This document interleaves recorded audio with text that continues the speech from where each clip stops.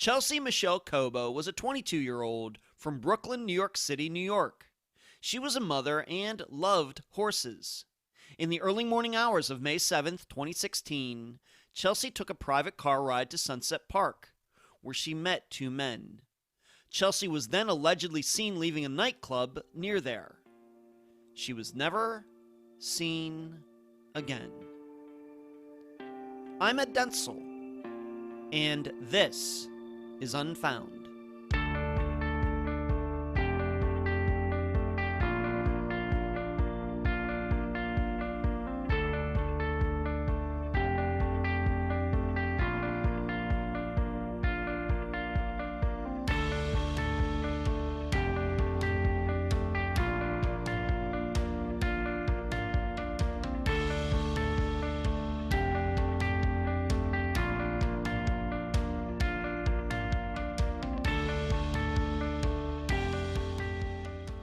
What is it about fiction, whether in films or books or plays, that characters' real names are never mentioned?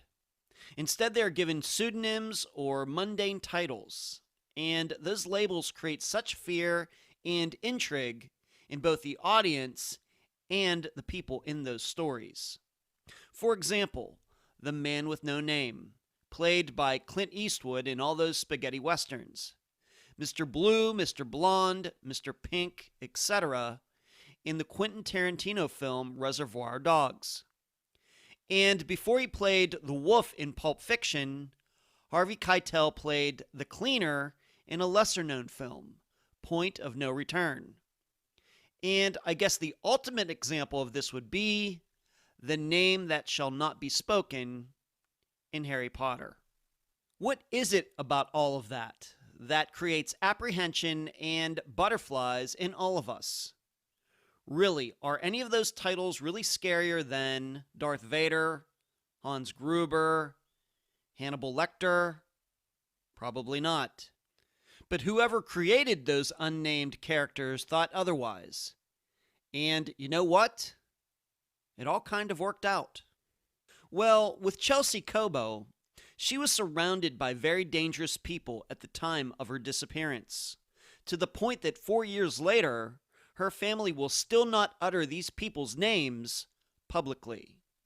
So for this episode, we'll examine and report on as much as possible regarding the roommate, the visitor, and the mystery man. And now a summary of the case. This is brought to you by my friend Megan Good's website, charleyproject.org. Chelsea Cobo had a rough start to her life. Her mother suffered from mental illness, causing Chelsea to be raised by her aunt, who eventually became her mom. In addition, although Chelsea displayed incredible intelligence, she rarely did well in school. However, and just about by mistake, a trip outside of New York City revealed the fact that the city's noise and hustle and bustle disturbed Chelsea's thought patterns.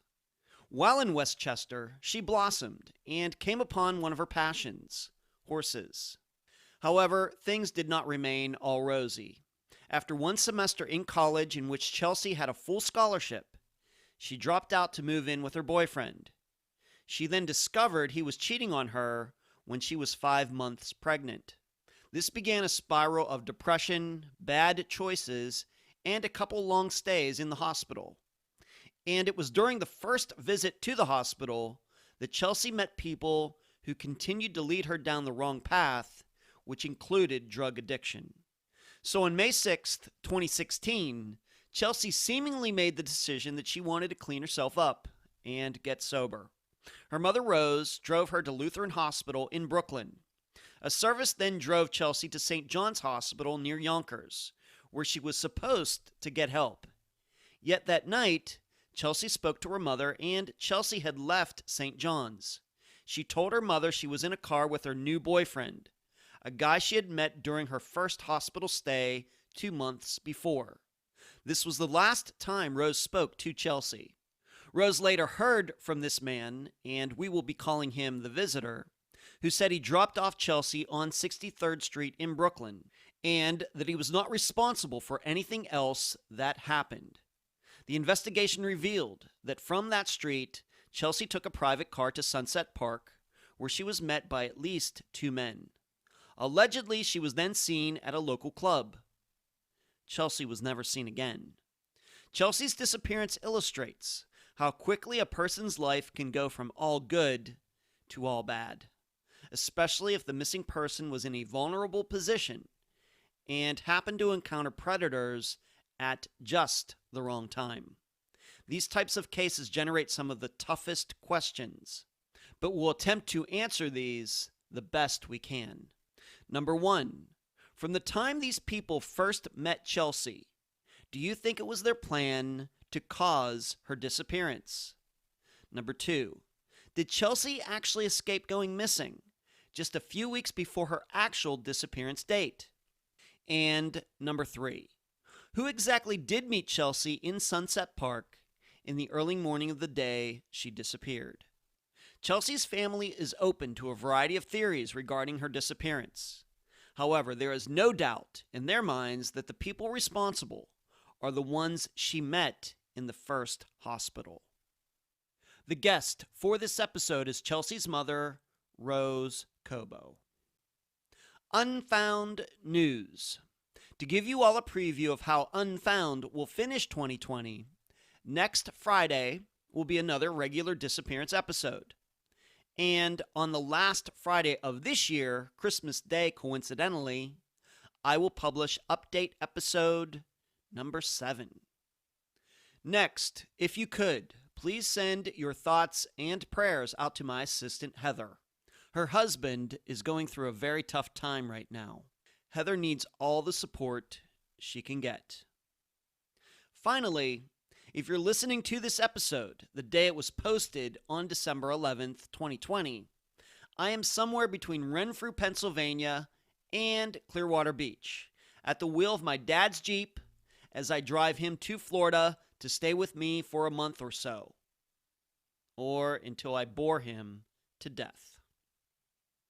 Where you can find Unfound.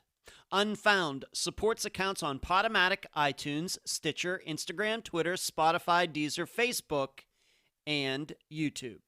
Speaking of YouTube, on Wednesday nights at 9 p.m. Eastern, please join us on our podcast channel for the Unfound Live Show. All of you can talk with me, and I can answer your questions. Contribute to Unfound at patreon.com/Unfound Podcast. You can also contribute at PayPal, paypal.me/Unfound Podcast. And do not forget the website, theunfoundpodcast.com. I'm so happy to have on this episode of Unfound the mother of Chelsea Cobo, Rose Cobo. Rose, welcome to Unfound. Thank you. Thanks for having me. You're very welcome. Now, listeners should know that I've known Rose. We've known each other for a while, for a few years now. So I am really excited about having Rose finally on the program.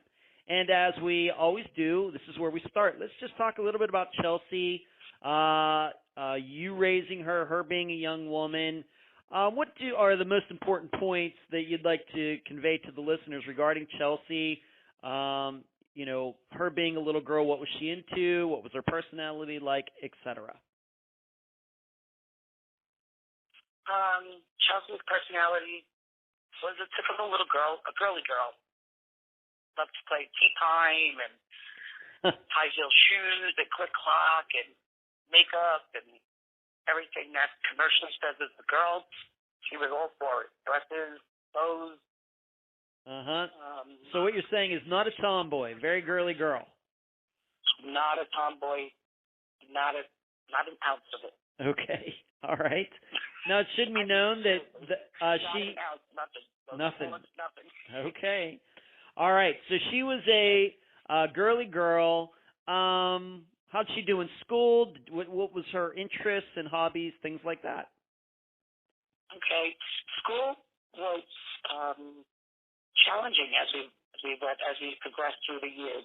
She started off in the Montessori training, pre-K, and from there we went to public school. But that was the first Mm-hmm. Yeah, I have to think that for a moment.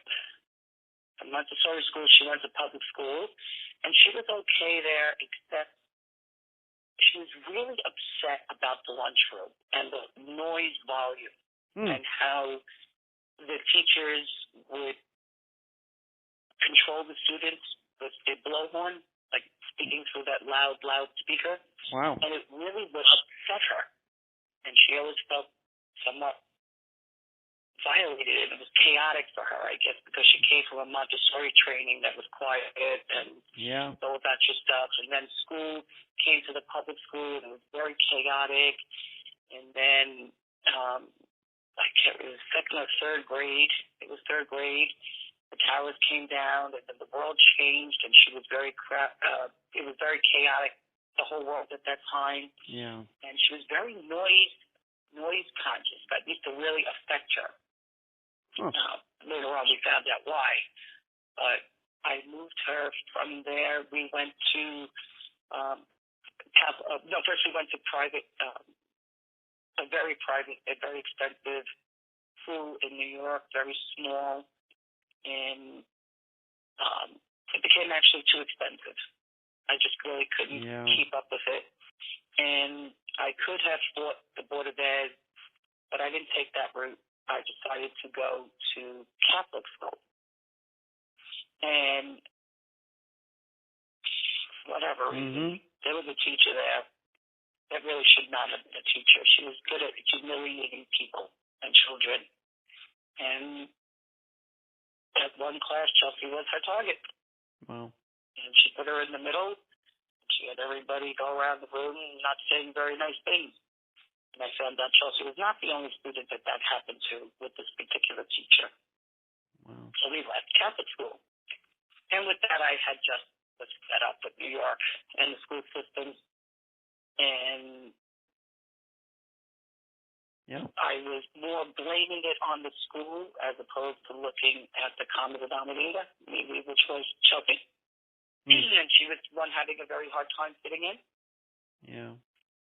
So we moved to a different state where she could attend blue ribbon schools, public schools that were free. And when we made the move, it was a suburban area. Yeah. She did much, much better, and that's when we really honed in about her brain working and noise and loudness and things that were chaotic really would throw her brain off. We winded up learning that she has dyscalculia, not to confuse that with dyslexia. Mm-hmm. She has dyscalculia, and that's noise, sequential, order of operations, direction, and she needed things calm and quiet. And so we became familiar with that. That's when we started a lot of connections with horses and therapy with horses.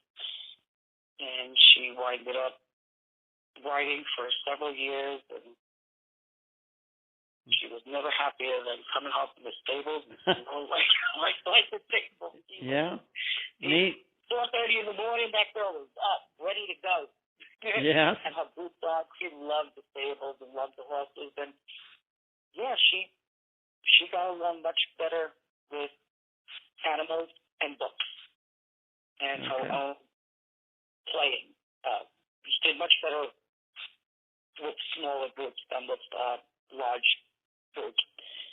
And she also had a lot of rough times, too, because she came from the city to the suburban, so she was, of course, different in personality, in her New York accent. And she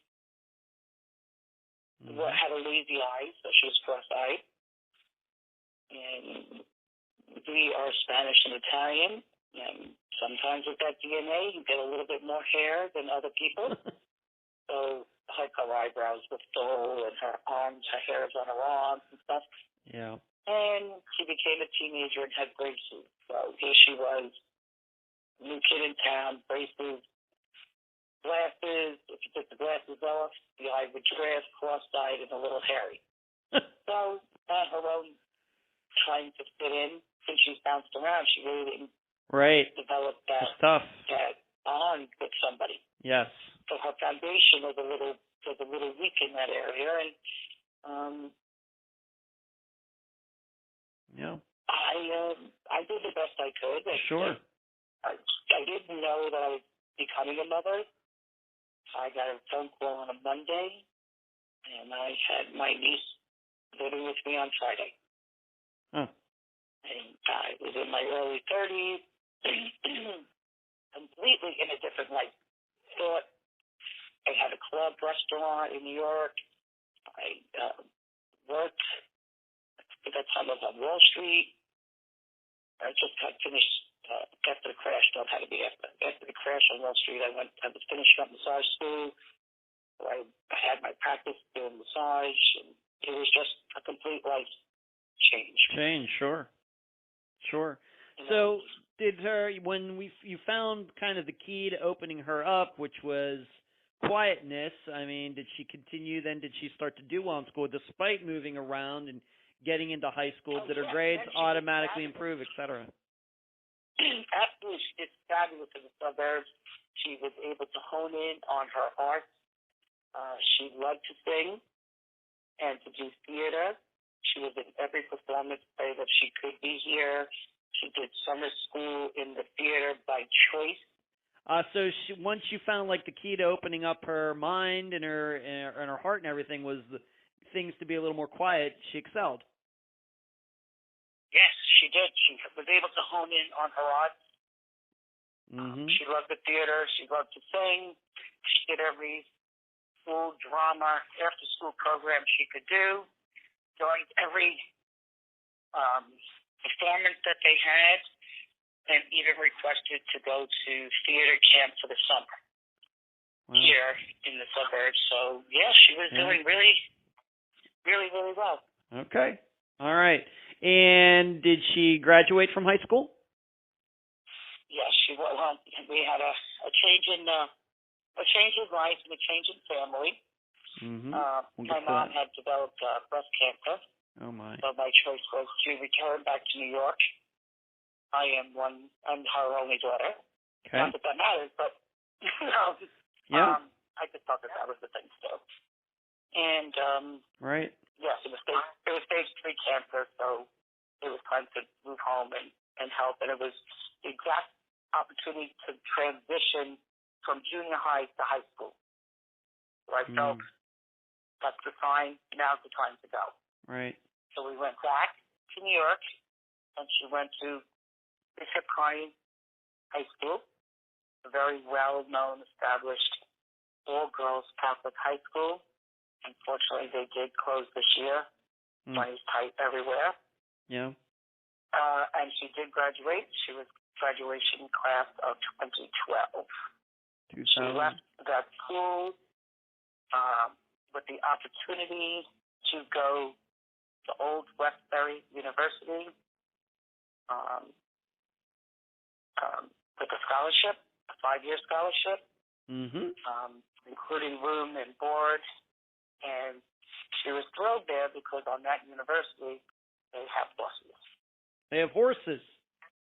Yes. Wow. That was one of the big reasons to pick that. Oh, that's interesting. Considering studying to be a therapist, the right word is, help me out here,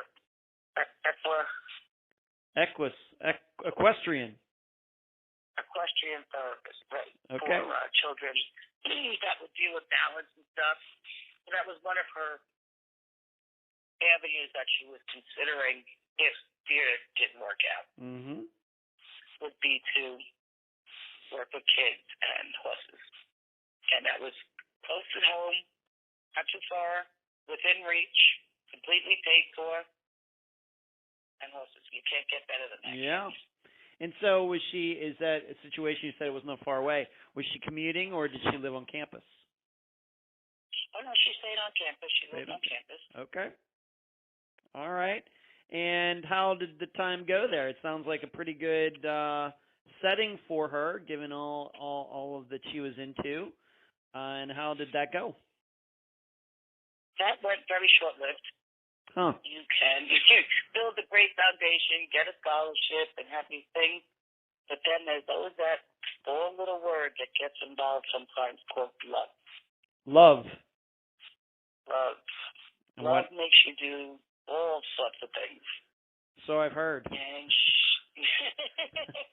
yeah, me too. Yeah, she was head over heels in love with her one boyfriend at the time, and throughout pretty much what I know of her existence. Mm-hmm. You know, I don't know if she's here or there. So, okay. As a love and a life, I would say right now that yes, no matter what, that's her one and only. And things were, I don't know, it was young, and she didn't want to go back to the campus and go to the dorm. Yeah. They wanted to get an apartment and live happily ever after, and that's what they did. That's what they did. She gave it all up. Wow. Gave it all up after our first semester, and they moved in together, and she enrolled in Kingsborough Community College, and they lived together, and that was also a little short-lived. Okay. It didn't last as long as everybody anticipated.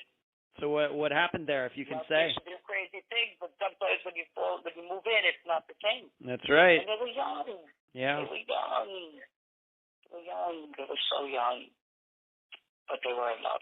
Yeah. And the living together didn't work out. Okay. But they loved hard. They fought hard. Mm-hmm. And they did create a beautiful boy. Okay. So that guy that she moved back into apartment with this guy, she and he ended up having a son together. Correct. Okay. And what year did that happen? Christopher was born in 2015. Okay. But they had broken up when she was 5 months pregnant. I think that didn't go too well either. She became painfully aware that he was dating someone else too. Wow. Okay. And that lovely someone else was very mean and would call Chelsea and say really mean things to her that I definitely think contributed to her sadness and depression. Mm-hmm. Things like, oh, don't worry, we'll come pick up the baby, and the three of us will hang out with the baby, and you can stay home alone. I got your man. Sent his look, he's laying in my bed. Wow. And wow. That's true. Did she, when these two broke up, when the couple broke up, and she's pregnant and all of that, did she move back in with you? Yes. All right. So I guess then you were. Did she first come back with me? Let me see. Did she first? Yeah, she first. You know, she might not have. She might have went with my ex for a little while. Okay. She might have went with my ex for a little while, and then she moved back in with me. I mean, she was an adult now. She, sure. Wasn't. Sure. If of course she was 22 when she disappeared in 2016. 2015 when she becomes a mother. I guess she's 21 approximately. So yeah. Right. Yeah. Yeah. What are you gonna do? So she moves in with me with the baby. Yes. Yeah. We yes. Right. Moved in the baby, but in 2015 when we broke up, she not only moved in the house with me, she had moved back in with her biological mother and her biological father, because they are my bloodline and my family. My brother is her biological father, and my sister-in-law is her biological grandmother. Wow. But at that time, they were also living with me. All right. So it sounds, I have to say, we all lived under one roof. Yeah, that must have been something. It's fine. Yeah. I mean, it is what it is. Yeah. We all love each other. My brother and his wife loved each other. I mean, my brother was smitten with his wife, and they were married for 25 years. She did pass away, unfortunately, on the eve of their 25th wedding anniversary. But they suffer, but what used to be something you didn't talk about, they suffered from mental illness. You know, that was like, shh, shh, shh. But now, with corona, depression, and illness, and not being okay, seems to be quite socially accepted. Yeah. So, yeah, certainly 2020 has been a different year, and you do see more articles about mental health, and that, I think, because of it, people being stuck at home. That is certainly true. So I guess where I'm going with this is she moved back in with you, so you would have been there when she was getting these calls from this other woman harassing her and everything. You were kind of a witness to this. Oh, yeah. Absolutely. She was attached to the photo. Oh, yeah. Okay. All right, so she moves back in with her son, all of you, No. Whoops, please. So Chelsea's pregnant. Oh, okay. Okay. That he's cheating. Yeah. And she does it, like, she'll go stay with my ex. We're a very, very, very modern family. So we have the birth father, my brother, the birth biological mother, my sister-in-law. We have myself, so I become Mommy Rose. We have my ex-partner, which I have a partner, and her name is called Mommy Ben. And then I have my present partner, who is called Gina. Okay. And if you wrap it all the way back around, Chelsea's first mother, first name is Gina. Okay. So we got two Ginas, a Mommy Ben and a Mommy Rose. Okay. All right. So so just to clarify this, she was 5 months pregnant when she moved back in with you, but so she had her son while she was living with you. Yeah. So she's pregnant. Yeah. And she moves more in with Mommy Ben. And my mother has. Okay. I think Ben and I are. It's like different. Ben is. It's funny.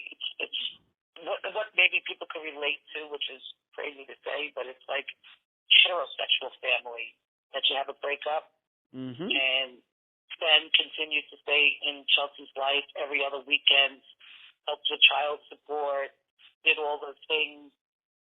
Back then, in our lifestyle in the early 90s, we could not adopt children together. Yeah.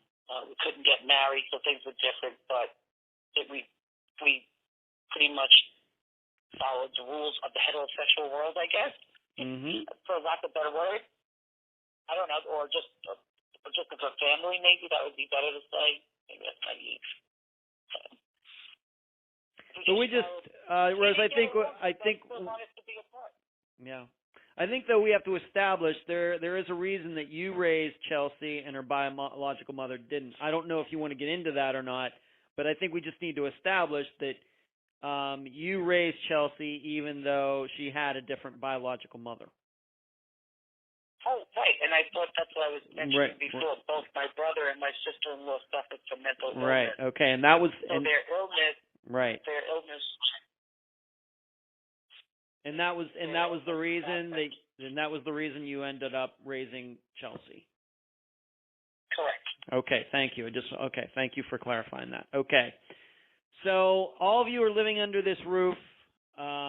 She has her son. Does the father play any part in the son's life at all? No, he does not. Okay. All right. Now, you had just mentioned, though, that Chelsea's biological mother died not long before 25th wedding anniversary. How did Chelsea take that? She actually died on the eve of her 25th wedding anniversary, February 27th. It was horrible. That was a big blow for the whole family, especially on the anniversary. We knew that she was sick. She was on dialysis due to the medication lithium that they gave years ago to control the chemical imbalance of her body. But by taking the lithium, it destroyed her kidneys. So she was on dialysis 3 days a week, and it took a toll. Yeah. Okay. Okay, so this was something that, I guess the way I would put it, it was not sudden. This was something that happened over a period of time. This was not her biological mother having a heart attack. This was something that, slowly went downhill. Correct. Okay. And Chelsea took it hard. And how would you say this? What did you see in her, in being affected by this?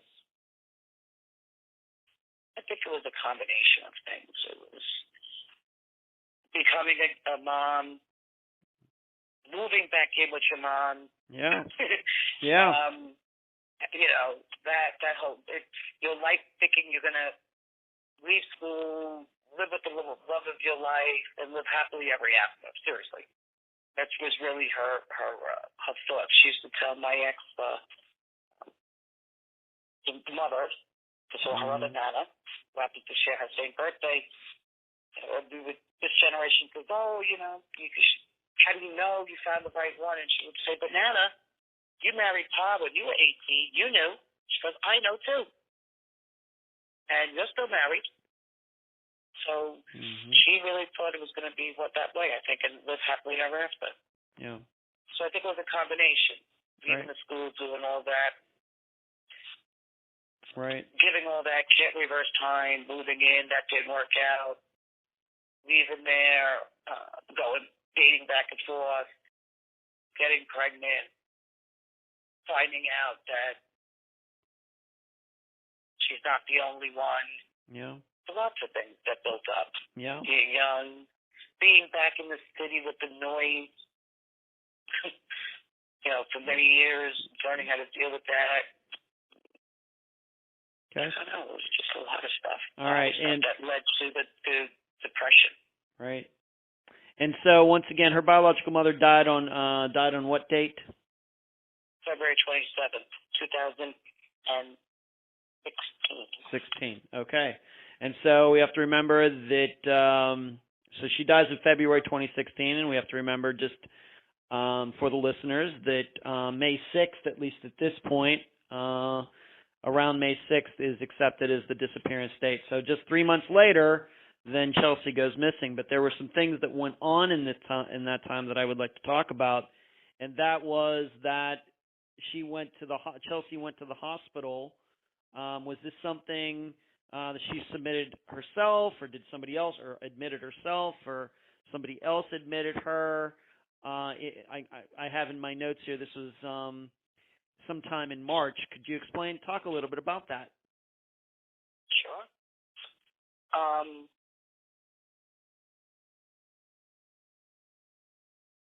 It's a very difficult thing to talk about because I have to be responsible. Sure. I have to be accountable. But I had her evaluated. I could have. I did it. You admitted her? I had her admitted for evaluation. Okay. So sometimes try not to go down that aisle, but I leave my kid to be gone. If I didn't do that, she wouldn't have met people she met. I wouldn't be having this conversation with you today. Yeah, and that's unfortunately why we have to talk about it. And I get you. That's why we have to bring. Otherwise, I don't think we'd talk about it. But I think that what you're saying here is right, because once again, from my notes from our prior conversations, this is what you'd led me to believe, talking about this particular time going to the hospital and her meeting a few people while she was there, but please continue. Yes.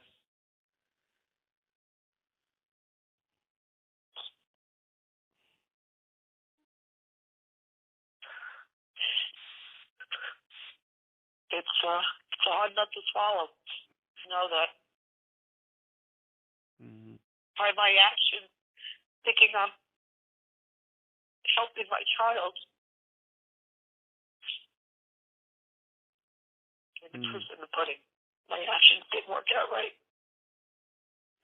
Because she's not here, and I'm having a conversation with you that I really don't want to be having, but I have to have it. And I think. Well, let me, Rose, let me help you along a little bit. I understand this is very difficult. You admitted her because of the depression that you had seen in her after her biological mother's death. Is that the reason?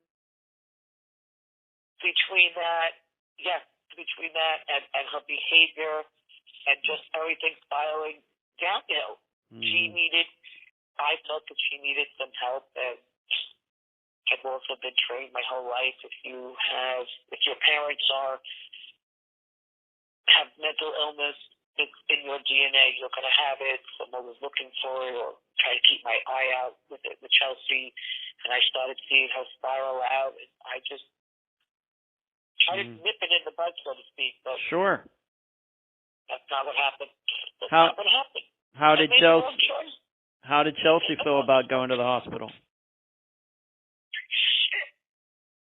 Shit. She didn't want to go. Who wants to go to the hospital? Yeah, nobody. She didn't want to go. Maybe some people want to go. I don't know. But she didn't want to go. She thought I was a cruel, mean. But again, she wasn't in her right mind in the beginning. Yeah. She wasn't in the right mind when she was beginning. Well, it sounds to me, it sounds to me like you made the right decision, Rose. Of course, I never knew Chelsea.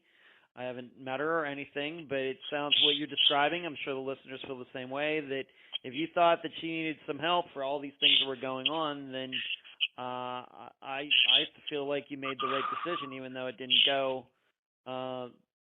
ultimately the way you thought it would. But let's just get right into that. What did happen while she was there? She met a couple people. I don't know if we want to get into the names, but she met a woman. She met a woman with the initials SN, and she met a guy with the initials JF. How did she meet these people while she was in there? Were they patients? Were they patients just like she was, or did they work there, or were they there for the same reason you had admitted, Chelsea? Why were they there? Do you even know? I didn't know, but I deeply learned why she was there. So Chelsea went to the hospital that I'm familiar with because of my brother has actually been in that same hospital, but only for mental illness. I didn't know, nor do I still understand to this day, how a mental illness unit floor shares with people who are dealing with their drug disease, a.k.a. people who the world says are drug addicts, who haven't realized that that's also just another disease. Yeah. And I didn't know that they share the same floor or the same room. Okay. Never mind the same floor. I didn't know that you would put two people dealing with totally two different things in the same room with just you two in a room. And so Chelsea was put in the same. We're not going to mention her name, but she was put in the same room with the. I just call her the roommate. The roommate. All right, we'll just call her the roommate. So Chelsea was put in this room, and she had this roommate who was another young woman who was in there for some totally different reason. Correct. She was in there for her withdrawing from drug use. Wow. So she's in there having her withdrawal symptoms, whatever she's going through, and there's Chelsea trying to stand up and figure out her life, and I don't know. I don't know what happened in those rooms and stuff. But I know my daughter asked me to, and the doctors, please move me from this floor. I fear for my life. Huh. Now, I didn't know she meant literally. Mm-hmm. And the doctor said she can't move it because the other floor could be even more dangerous, whatever that meant. I've learned a higher up of people who have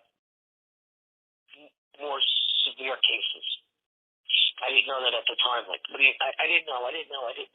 Mm-hmm. And we had a conversation, and the doctor told me that my daughter's making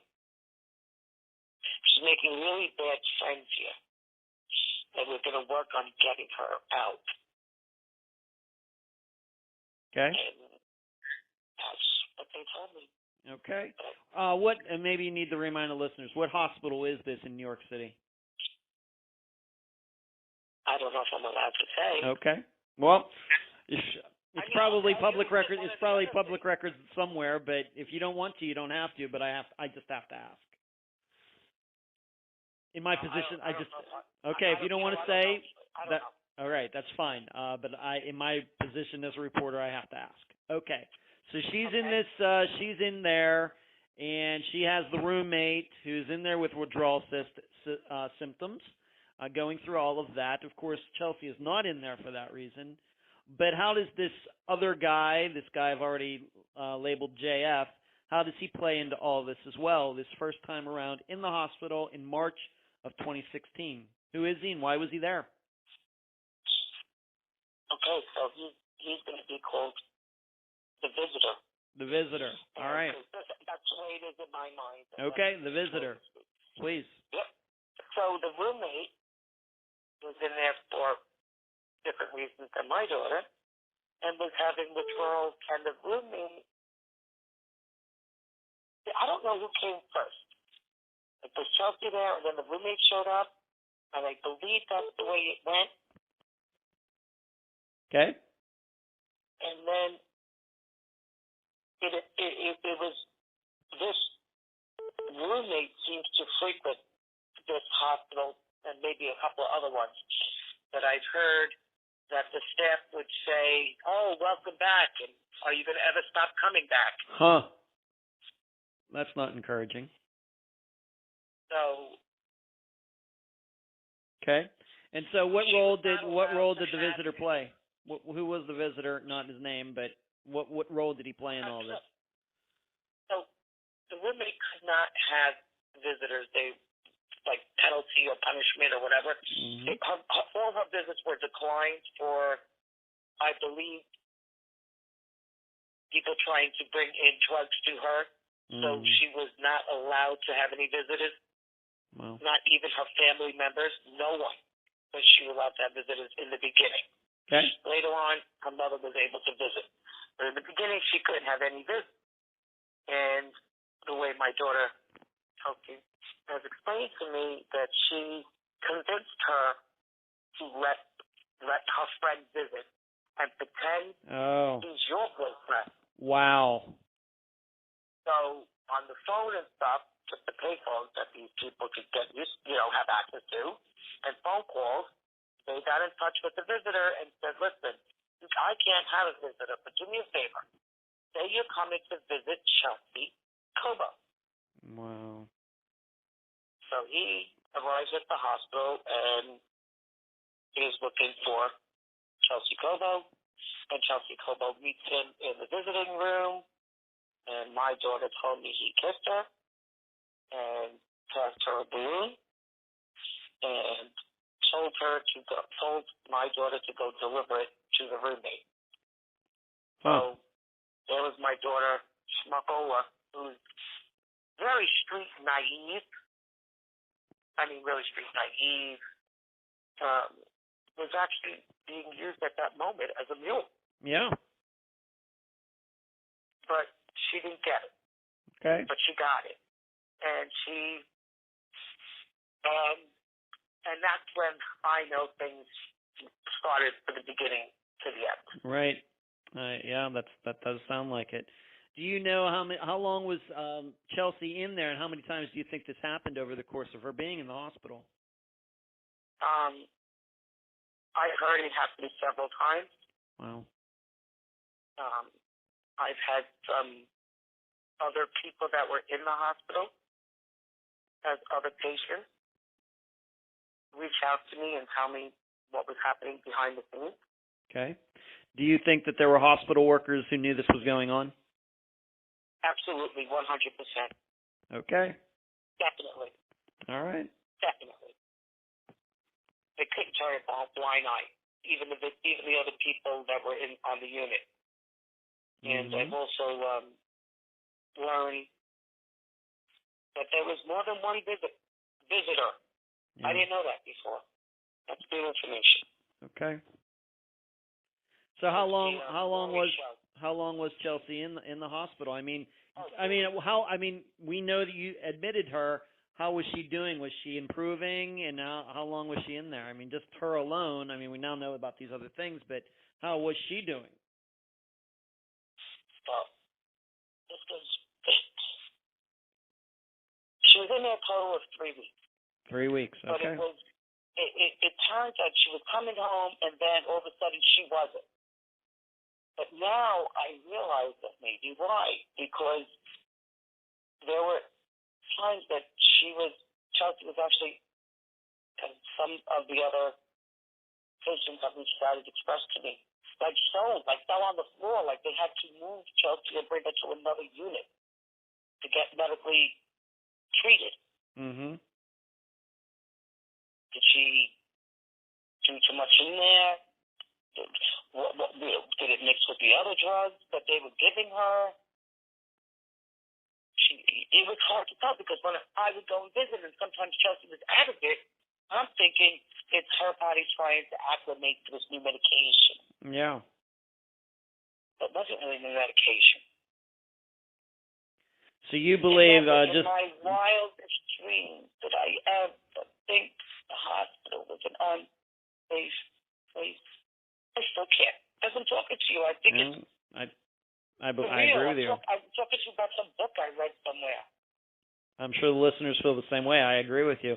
So you're saying is while she's in the hospital, she's staying with the roommate, the visitor's showing up, and somehow in there Chelsea was, of course, the roommate was doing drugs, but you're saying that Chelsea started doing drugs while she was in the hospital as well. So that's why she's going to do it now. I can't believe this. And then, I really have to stop myself and say, oh my God, if I didn't put her in there, this would have never happened. Yeah. Well, you like it or not, Rose, you did the right thing. It certainly is not the way you intended, but I don't know what other choice you had. At least the way you're explaining it here, I wasn't there.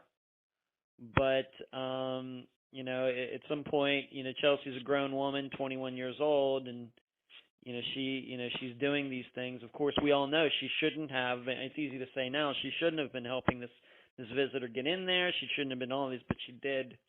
That's not your fault. That's not my kid.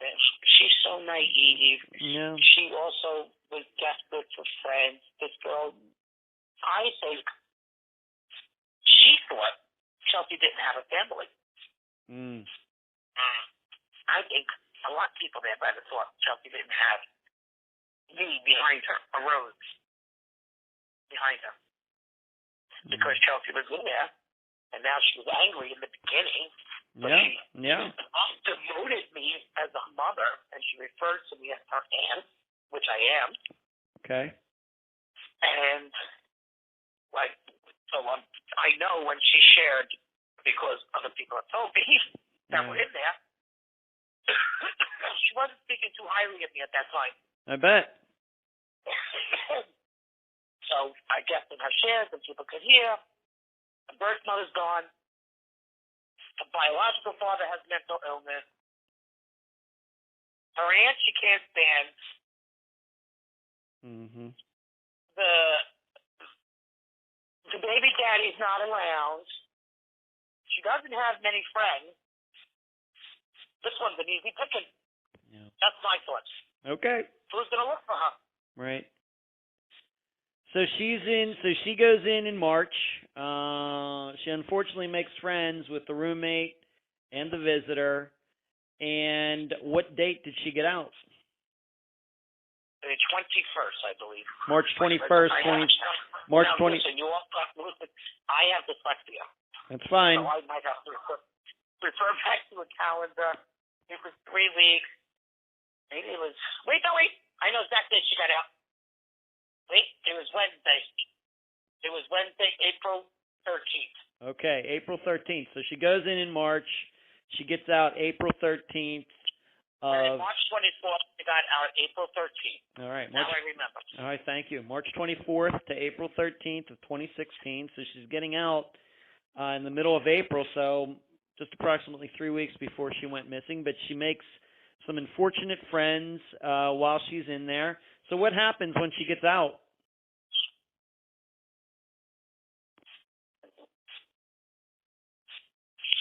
April 13th, she got out. It was a Wednesday. On Friday, she had some medical stuff done, and she wanted to stay home. Chelsea's a big homebody. Always home. Okay. She stayed home that entire week. She stayed home Wednesday, Thursday, Friday. We went to the doctor. Saturday, Sunday, Monday, Tuesday, Wednesday, Thursday, and Friday. She was home. Okay. And then she said she wanted to go out and socialize a little bit. And we agreed. She was in the hospital. She was out. My ex-friend agreed that it would be good that she go and be with a couple of friends and go dancing or, just spread it out a little bit. Yeah. And she could have a weekend, and then we'll take care of the baby. And she went out that weekend, and I don't believe that my daughter was supposed to come home that weekend. I think she got out without even knowing she got out. So she escaped. She had been set up for something, but she escaped. I think she was set up for something, yeah, but I think she was so naive, and they knew how naive. First of all, she doesn't really hang out much, and she never did. She wasn't that type. Mm-hmm. Yeah, I think she was. Yes, I do. I believe she was set up. Okay. Let me ask you some. Mother's intuition, gut feeling. Yeah, let me ask you a few questions though. Between that Wednesday she gets out to then the next Friday, which would be like 9 days later, did you know if she had any contact with the roommate or the visitor?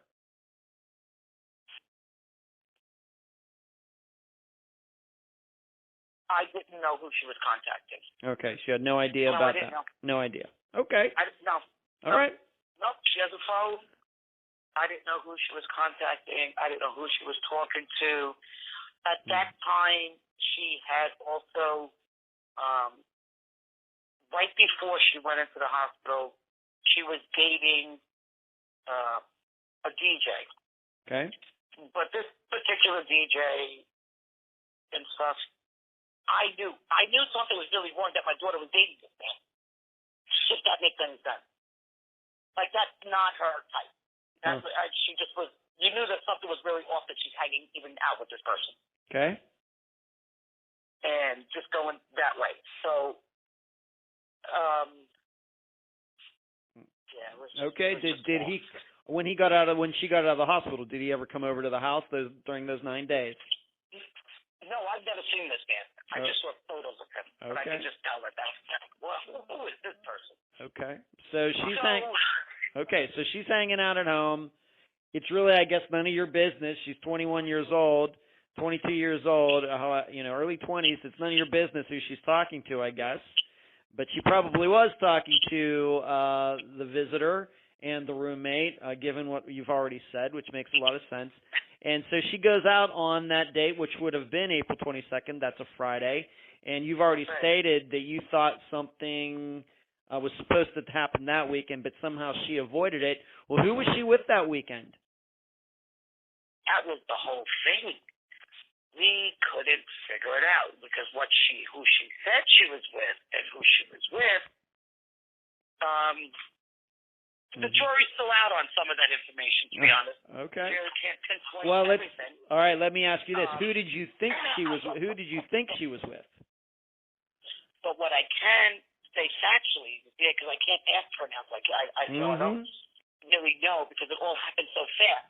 Yeah. I can say for sure that she ate at a restaurant called Rachel in Sunset. That's no longer Rachel. Okay.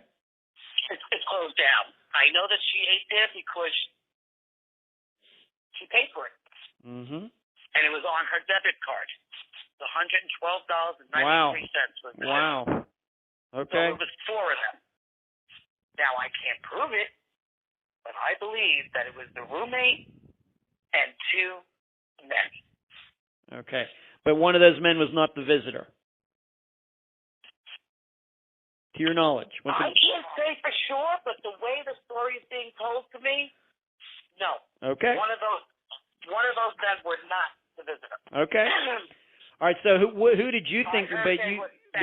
All right, but you said who you thought she was with and who she actually was with was 2 different things. Who did you think she was with? I thought she was going to go hang out with that boyfriend, DJ, her new boyfriend that I didn't even really like, that I thought she was off the deep end with, but that was her new choice really, and she loved to dance, and I think it was the way that she could get in to these clubs. Yeah. Be kind of like popular because she was yearning to be accepted. Sure. So if we could hang out with the DJ, you got it in. All right. So once again, listeners need to understand his name was not DJ. He was a DJ. That was his job. DJ, a disc jockey. Okay. All right. Just wanted to clear that up. Okay. So what makes you think that did you suspect at the time that she escaped something that April 22nd weekend? Why do you think that? What caught your attention? She came home. It's so strange. It really is. That weekend, I could even show you. I sent her a text. I was trying to communicate with her, and she wasn't answering me. And I texted her. I said, if you don't answer me soon, I'm going to report you missing. And she writes back, relax. I'm not missing because she knows me. I don't like to be avoided. If I reach out to you, be respectful. Just answer me. So it was really odd that she wasn't answering me that weekend. But she did write me back. And then she kept telling me she's going to come home. And then she's home, but my stomach hurts. And I'm on the toilet. And I really can't. But when I get home, I love you. We'll watch movies.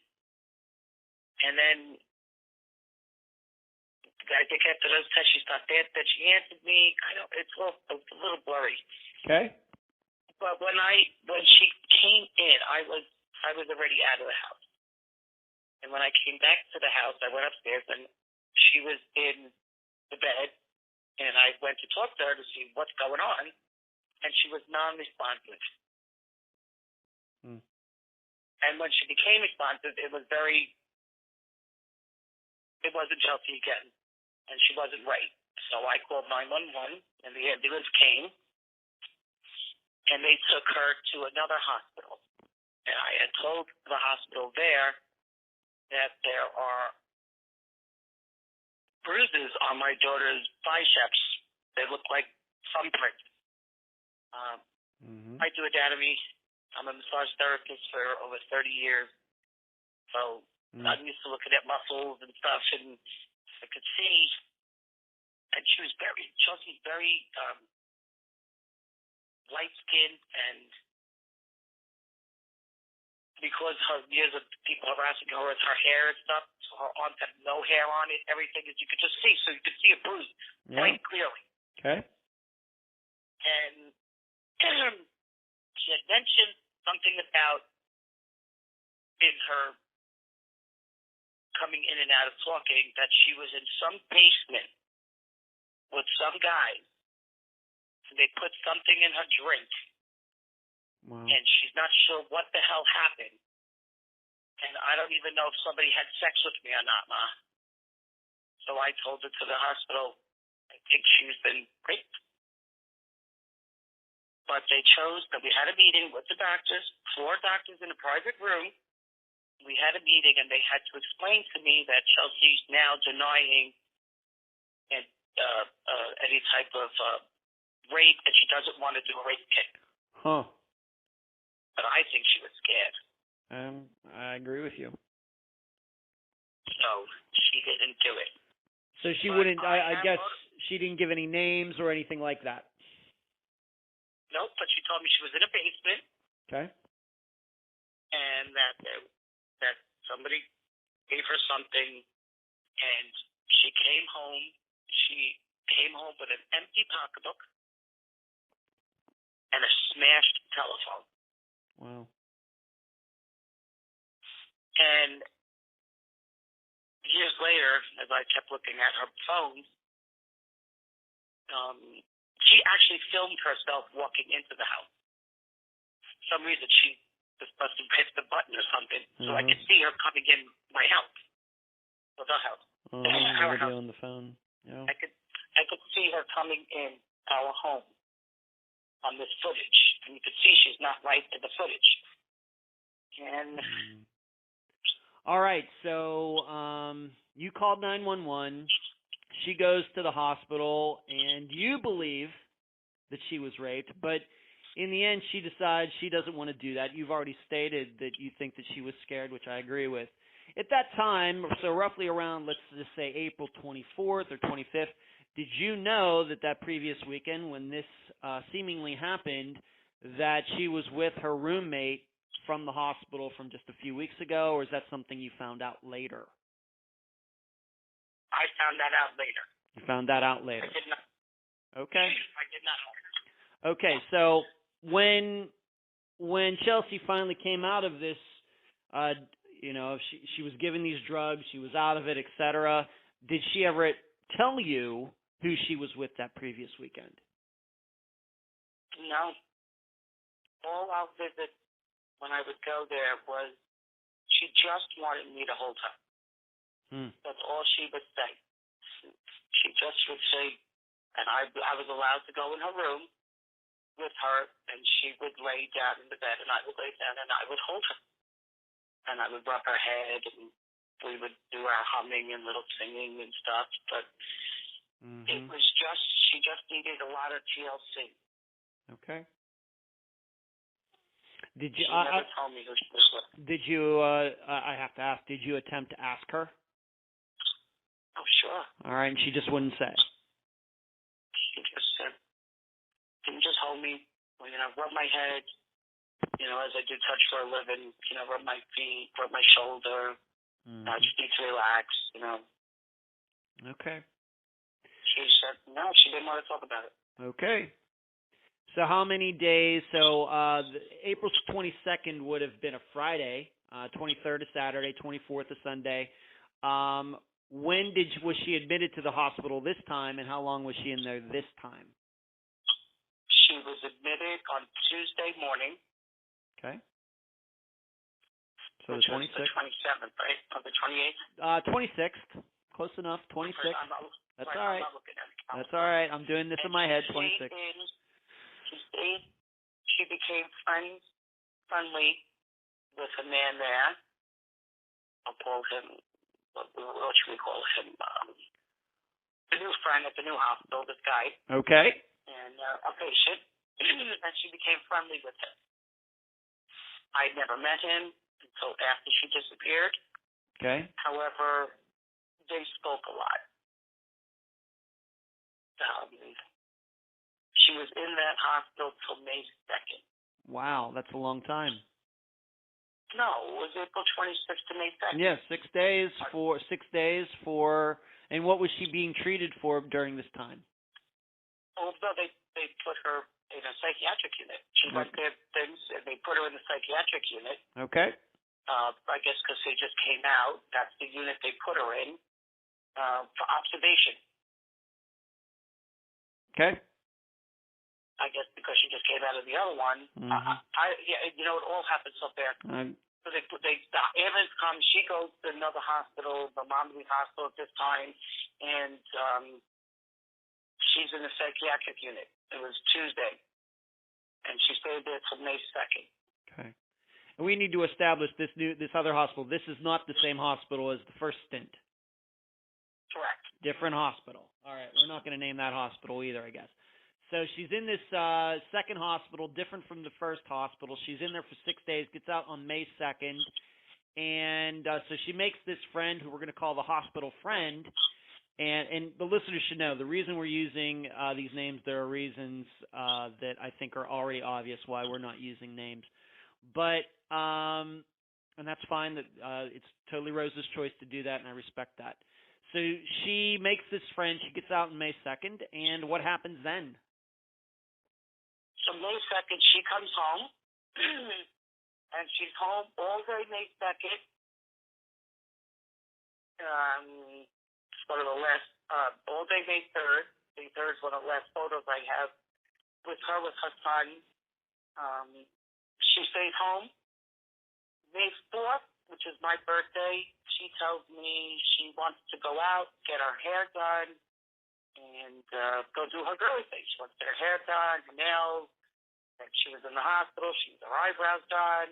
She was going to go, do all her stuff and get a card and whatever, pick up a little something to me, and she'll be back later. Okay. That sounds normal. So go ahead. So she does that, and it's May 4th, and then she comes home. She came home in the afternoon. Her hair was done and stuff. Her nails weren't done yet.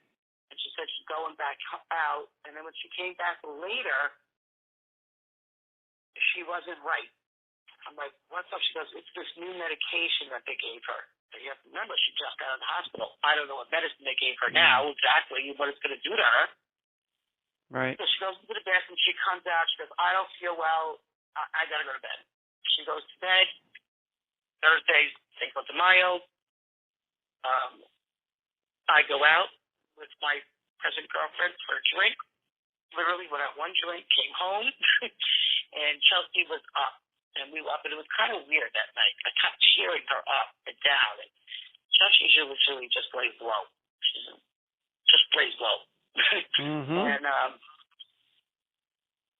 in the morning, I felt her come in my room.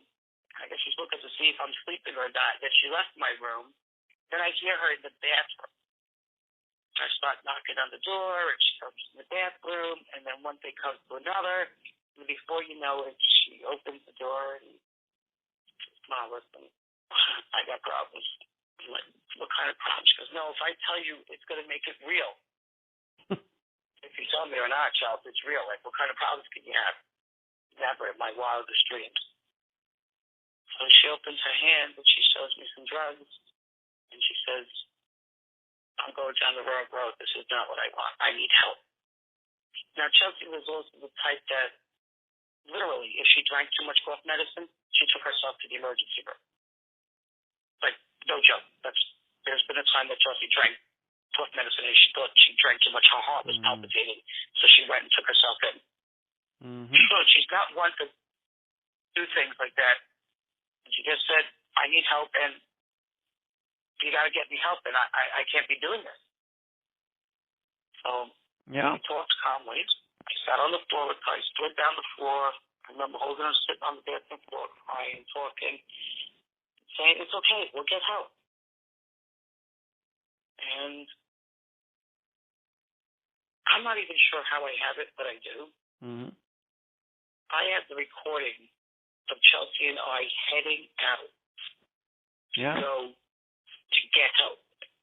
she had called she called him or he called her. I can't remember which way it went. That knew the latest new friend and was asking him where should she go to get help. Mm-hmm. And he said you should go to Lutheran Hospital. Okay. This is a third hospital. Yeah. Not the first hospital, not the second. Yes, correct. So this new friend suggests that I take her, that would be the better hospital.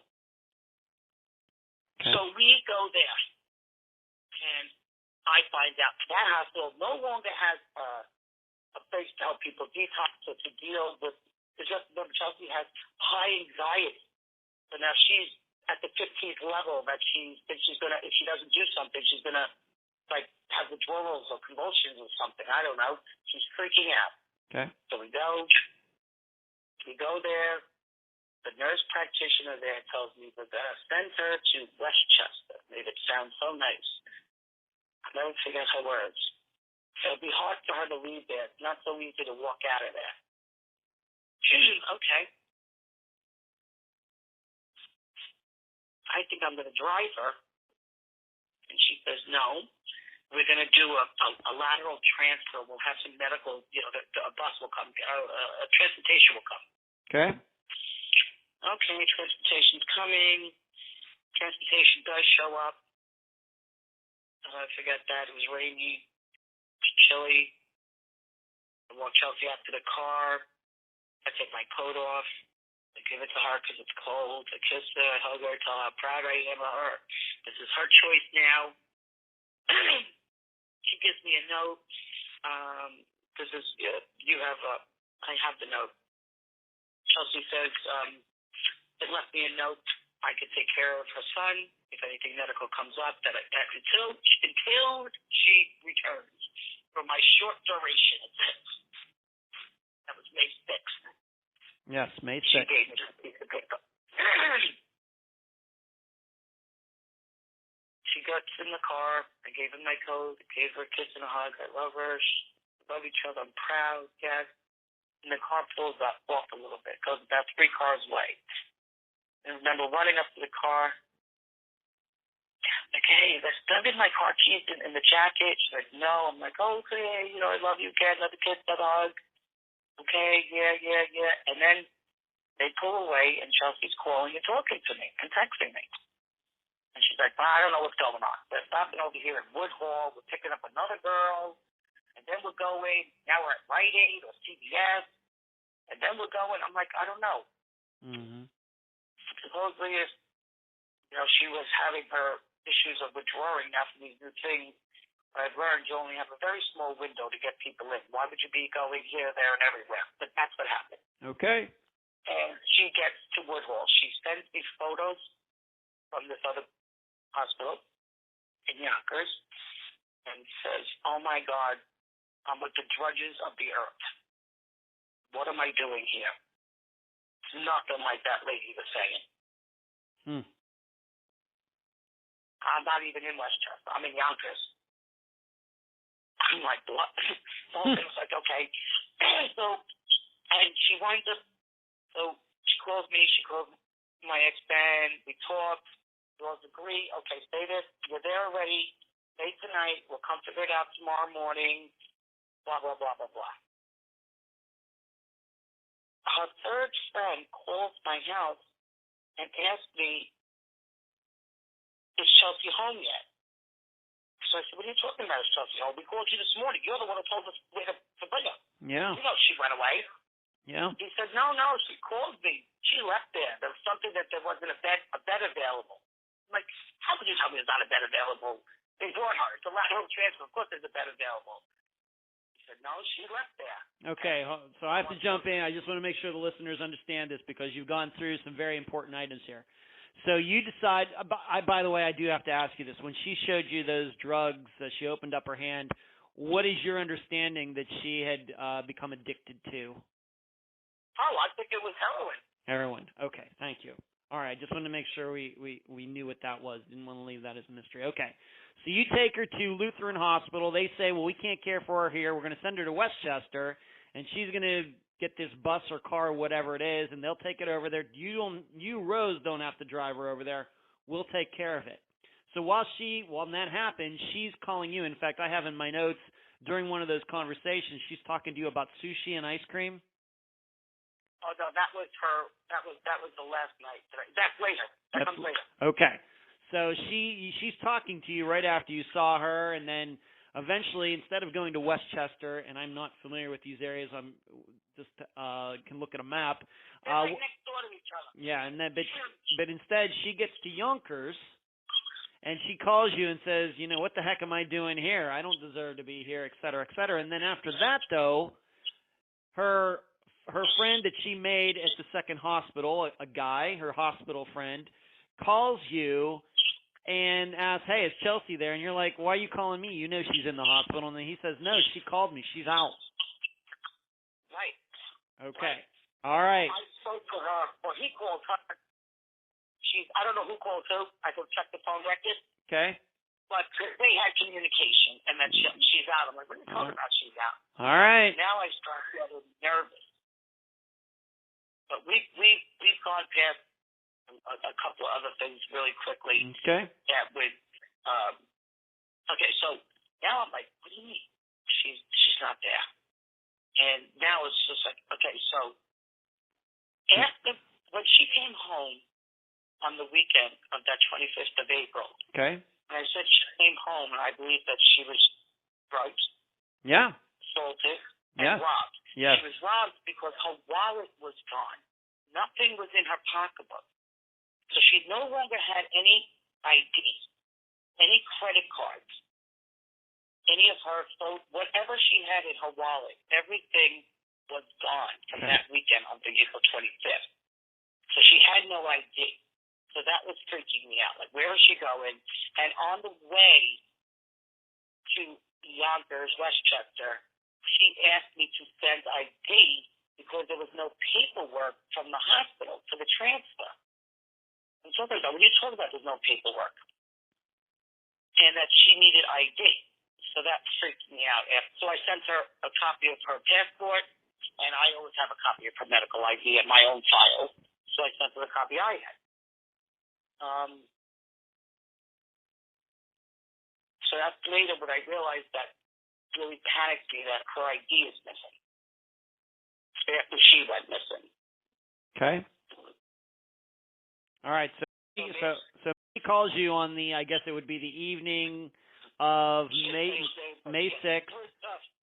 Visitor number 3. Friend from the third hospital. Friend from the second hospital. He both just said his name.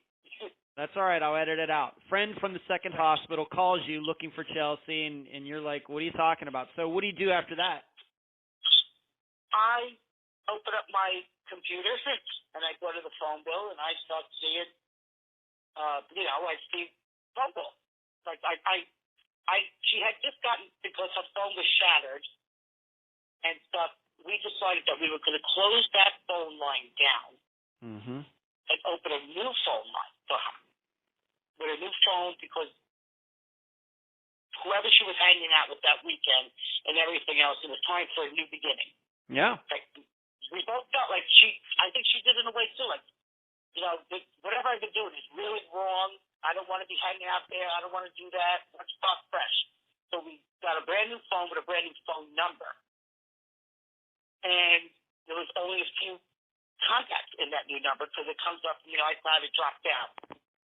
So I went on that and I texted the four or five numbers that I could. And I just said, hi, it's Rose. I'm looking for Chelsea. We're having a family emergency. Can you have her reach out to me? And I did that for every person on the little 5 or 6 numbers, that the new numbers that she had downloaded. That's all that was in there. So I did that to her new contact list. And two people, actually 2 or 3 of them. I don't even know if all of them eventually responded. One's like, no, I haven't heard from her. And then eventually, I didn't know it at the time. One of the people I was texting was the visitor. The visitor going back to her first stint in the hospital, yes. Right. Okay. So she calls me from that car, and we happen to be on a conference call. It's me, Gina, and Ben on a conference call, and she calls in. Chelsea does. Well, I guess she calls me in. I conference in Ben because this is important. Like, where are you? Yeah. We're worried. Yeah.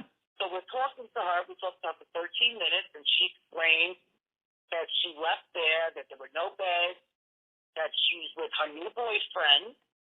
Don't worry, they're not having sex. She is off with sushi and ice cream, sushi and ice cream, sushi and ice cream 3 times. I don't know if it was a code or not. I still can't figure that out. And she won't be late. She's coming home. Uh-huh.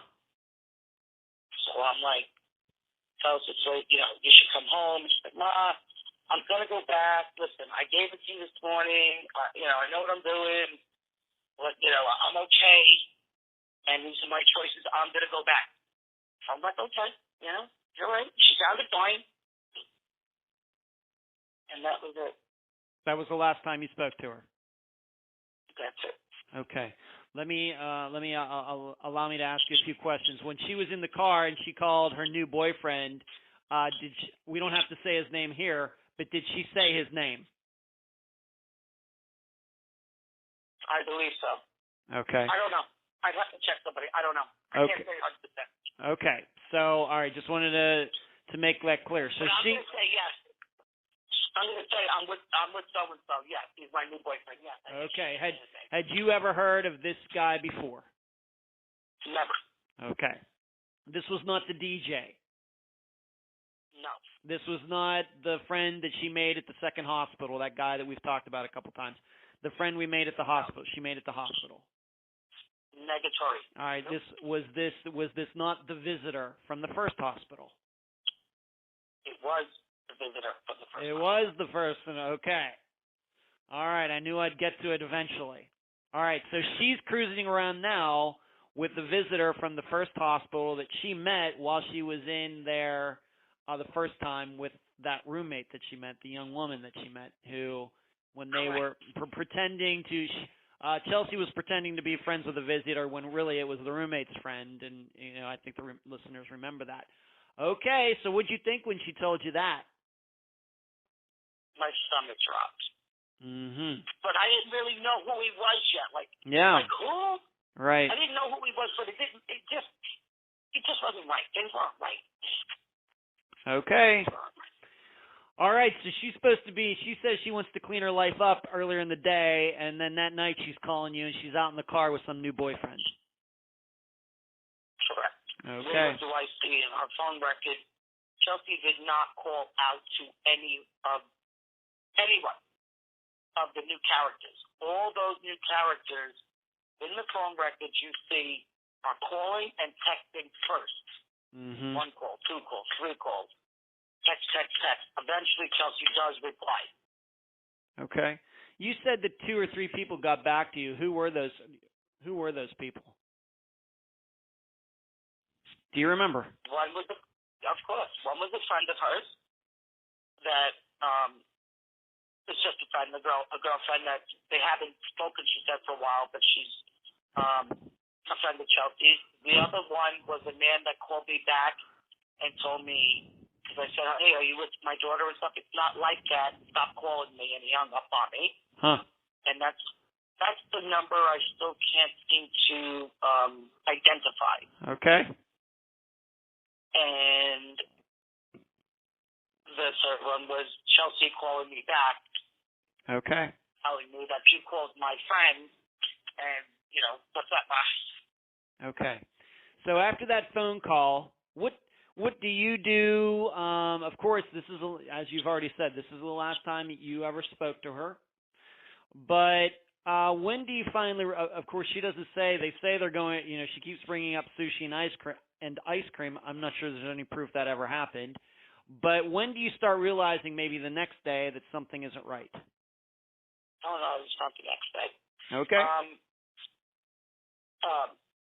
I got a message at 1:41 in the morning.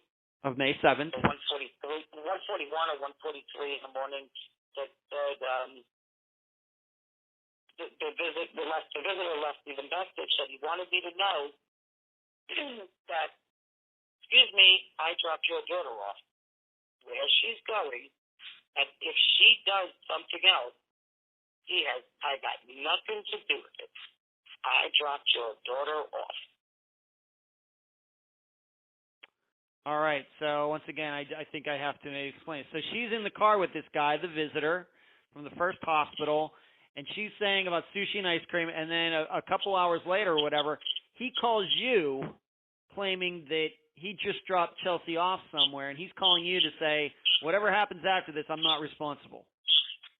Right. If she goes somewhere or if she does something, he has nothing to do with it. Okay. That he dropped her off. Okay. So does he leave a message, or did you actually get to talk to him? No, he left me a voicemail. Okay, left you a voicemail. What happens after that, Rose? Oh, my stomach drops when I hear that. It's about 3 o'clock in the morning now, and I start blowing up phones again, a little bit of numbers I have, and I'm sending Chelsea a lot of, like, hello, and then I just knew it. Something was drastically wrong. I started sending photos of me crying, like, please, answer me. And I didn't get any answers. When this visitor, the guy that she called her new boyfriend, dropped her off, did he give you any specifics? Did he give you a cross street or anything like? I tried all this. Oh, please! We went back and forth texting. I was like, okay, so if you dropped her off, you're a gentleman. Like, did you walk to the door? Like, where did you drop her? Like, I'm trying to figure out, did you walk through the door? Did you bring her home? Did you bring her here? Because he said one street. He said, I dropped her at 63rd Street, but he texted that he dropped her at 68th Street. So I was trying to get some type of landmark, like, where did you drop her? And where did she go? But then her phone records showed that she called a car service. And you could check that by looking on the computer.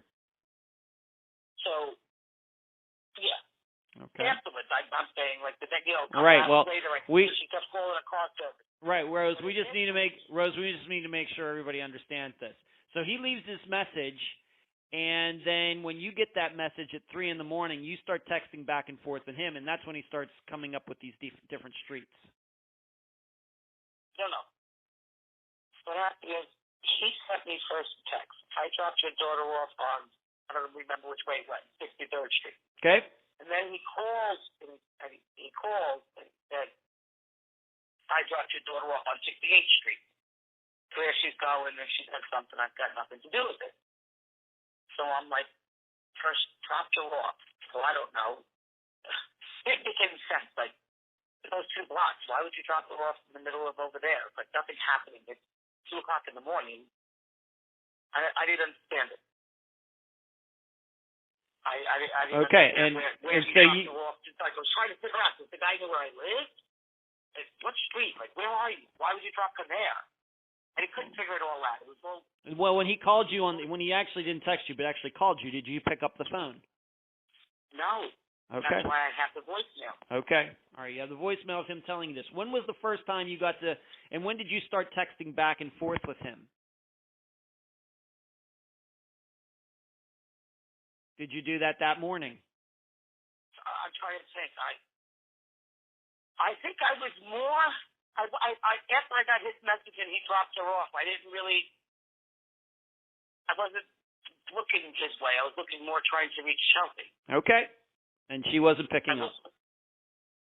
Right. She wasn't picking up. I'm trying to reach Chelsea. He told me he dropped her off on 63rd Street. You know, I look around 63rd Street, 8th Street, driving around, trying to figure it out, go back to the phone record. He didn't really think that much yet. To be honest, I don't know. Okay. I definitely didn't think my daughter was going to disappear. Of course, nobody does. I just didn't. Okay. All right. So you can't reach her. You're texting her. She's not getting back to you. Or you're trying to call her. She's not getting back to you. Of course, we already mentioned you already spoken to her for the last time when she was talking about sushi and ice cream, and then the visitor tells you all this about where he dropped her off. We should understand, though, that 63rd Street is not that far from where you live. Correct. And neither is 68th Street. Okay, so they're not that far, but it doesn't make any sense. No. But I realized why later. The pieces do fall into Right. place after. All right. So when do you already mentioned this car service. When do you figure out, how soon do you figure out, so you can't reach her, and of course I think it's a great thought that you went on the computer checking those phone numbers, etc. When do you figure out that she called this car service? I think the next day. Okay. So I unfortunately thought you have to wait the 24 hours to report somebody missing. That is so not true. True. That is unbelievably a crazy conception I had. Urban legend, yes. I didn't know that. And I literally sat and watched the clock till 11:41 the next night till it hit that minute so that I could report it. I had no idea that she could report it earlier. Mm-hmm. So I don't remember how it all happened exactly. I didn't start really documenting for a while after. It's hard for me to recall things. Okay. But you believe with very quickly, though, maybe within the first 24 hours, 36 hours, that you found out about this car service. Oh yeah. Okay. Well, let's talk about that. You found out about this through her phone records. I guess you looked up the phone number that she called. It was a car service. Did you talk to that company, and what did they say? Oh, sure. She called that car service 4 times. That company was so kind to tell me that they're not sure that they even picked up my daughter. They gave me the runaround. Later to find out, they absolutely picked up my daughter. Huh. They finally tracked down the driver. Okay. The driver confirmed that he picked up what could be my daughter. Is it my daughter in that car? Mm. Or is it the roommate pretending it's my daughter? Who the hell knows? Okay. Okay.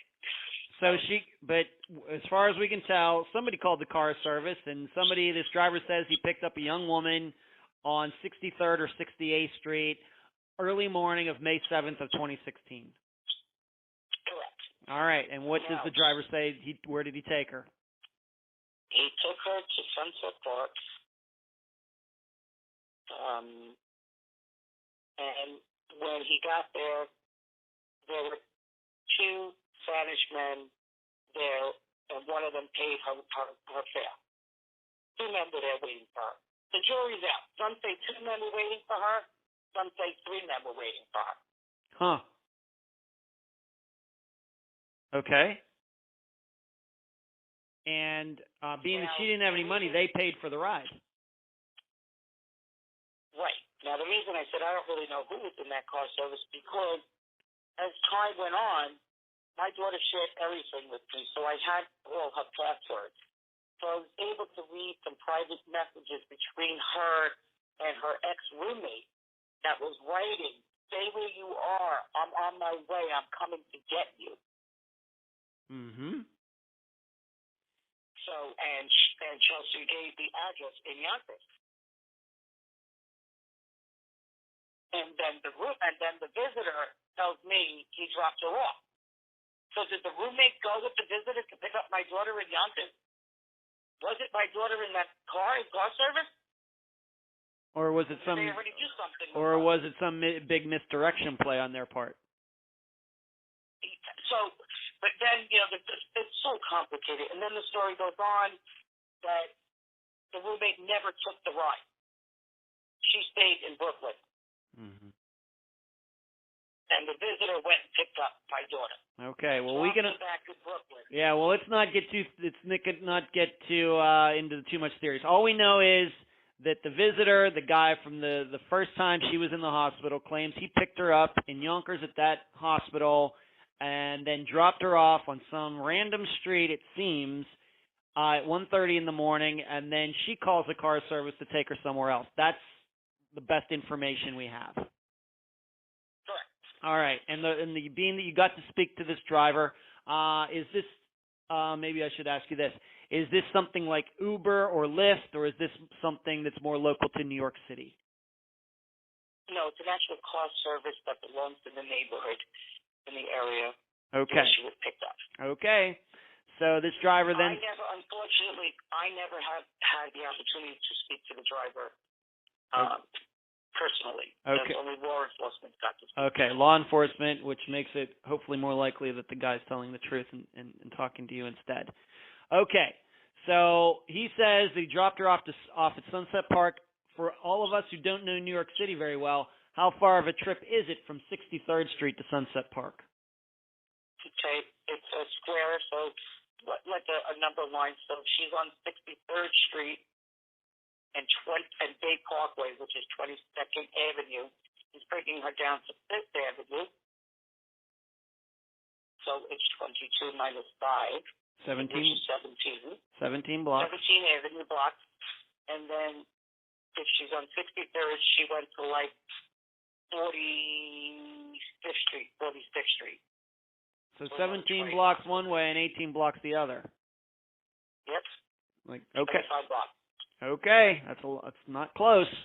Okay, so did this driver ever describe the men who were allegedly waiting for Chelsea when he dropped her off? I don't know. I mean, he says they were Spanish, but I don't know if he says short, tall. A lot of stuff I'm still not told. I'm told there's still an investigation going on. Okay. So you waited that 24 hours, even though, of course, we all know that that's just some urban legend. It's a horrible one. So you file a police report, and what happens?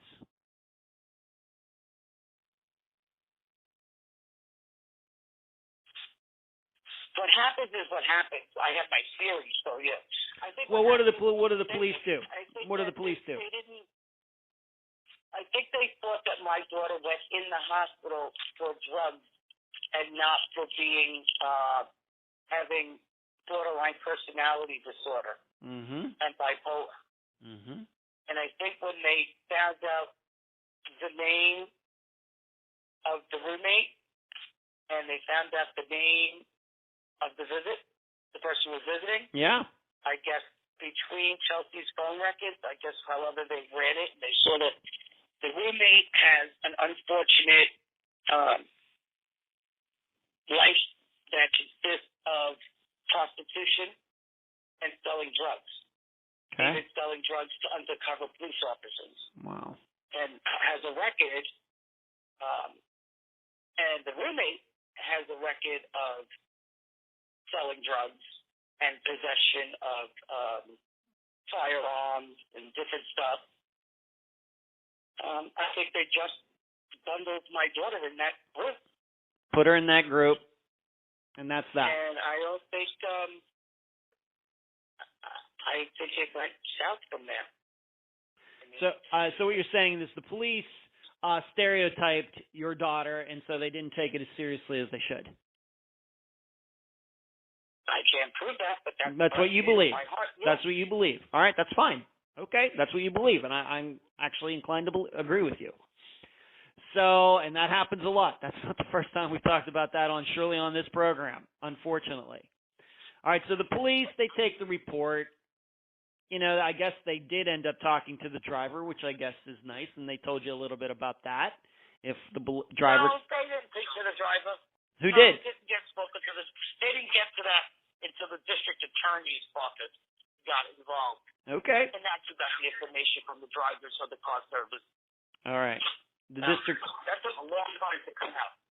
How long a time did it take to come out? Rose? I'm going to say almost a year. All right. So May of 2017.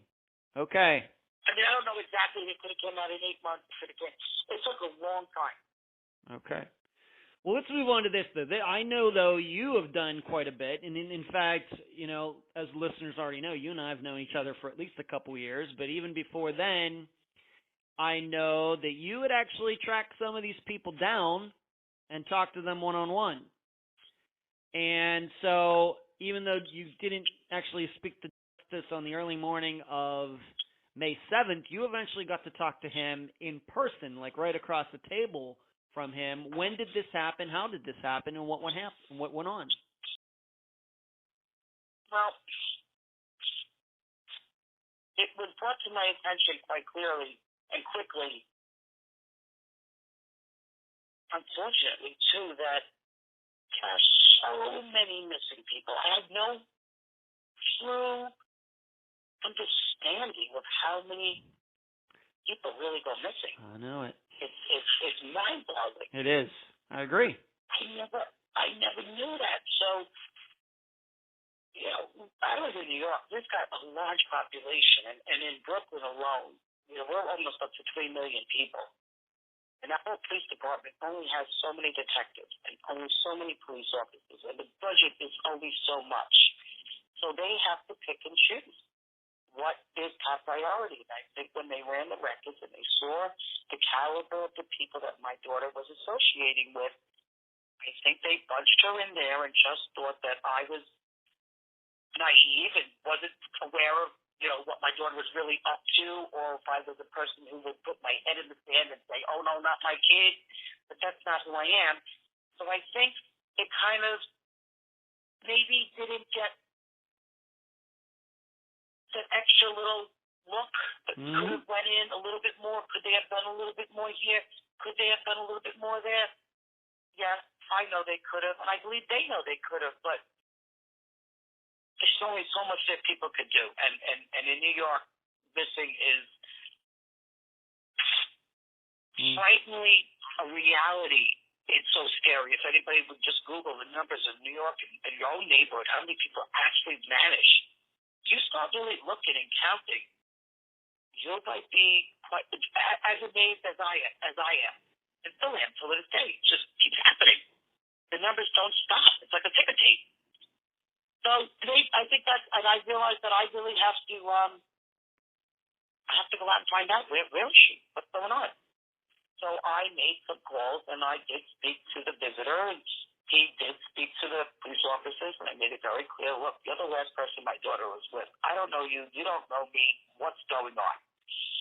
And then it seems, I don't know, something really radically wrong, because what happened is the roommate winded up getting arrested again prior to my daughter disappearing. Between the week that my daughter came home, where I believe assaulted and robbed, to the week that she went disappearing, there was a 2 or 3 days that the roommate was incarcerated for selling narcotics and prostitution. Okay. So my daughter kept trying to reach the roommate, but the roommate was not answering because she was also robbed, and she had been shopping that weekend with some clothes and some stuff.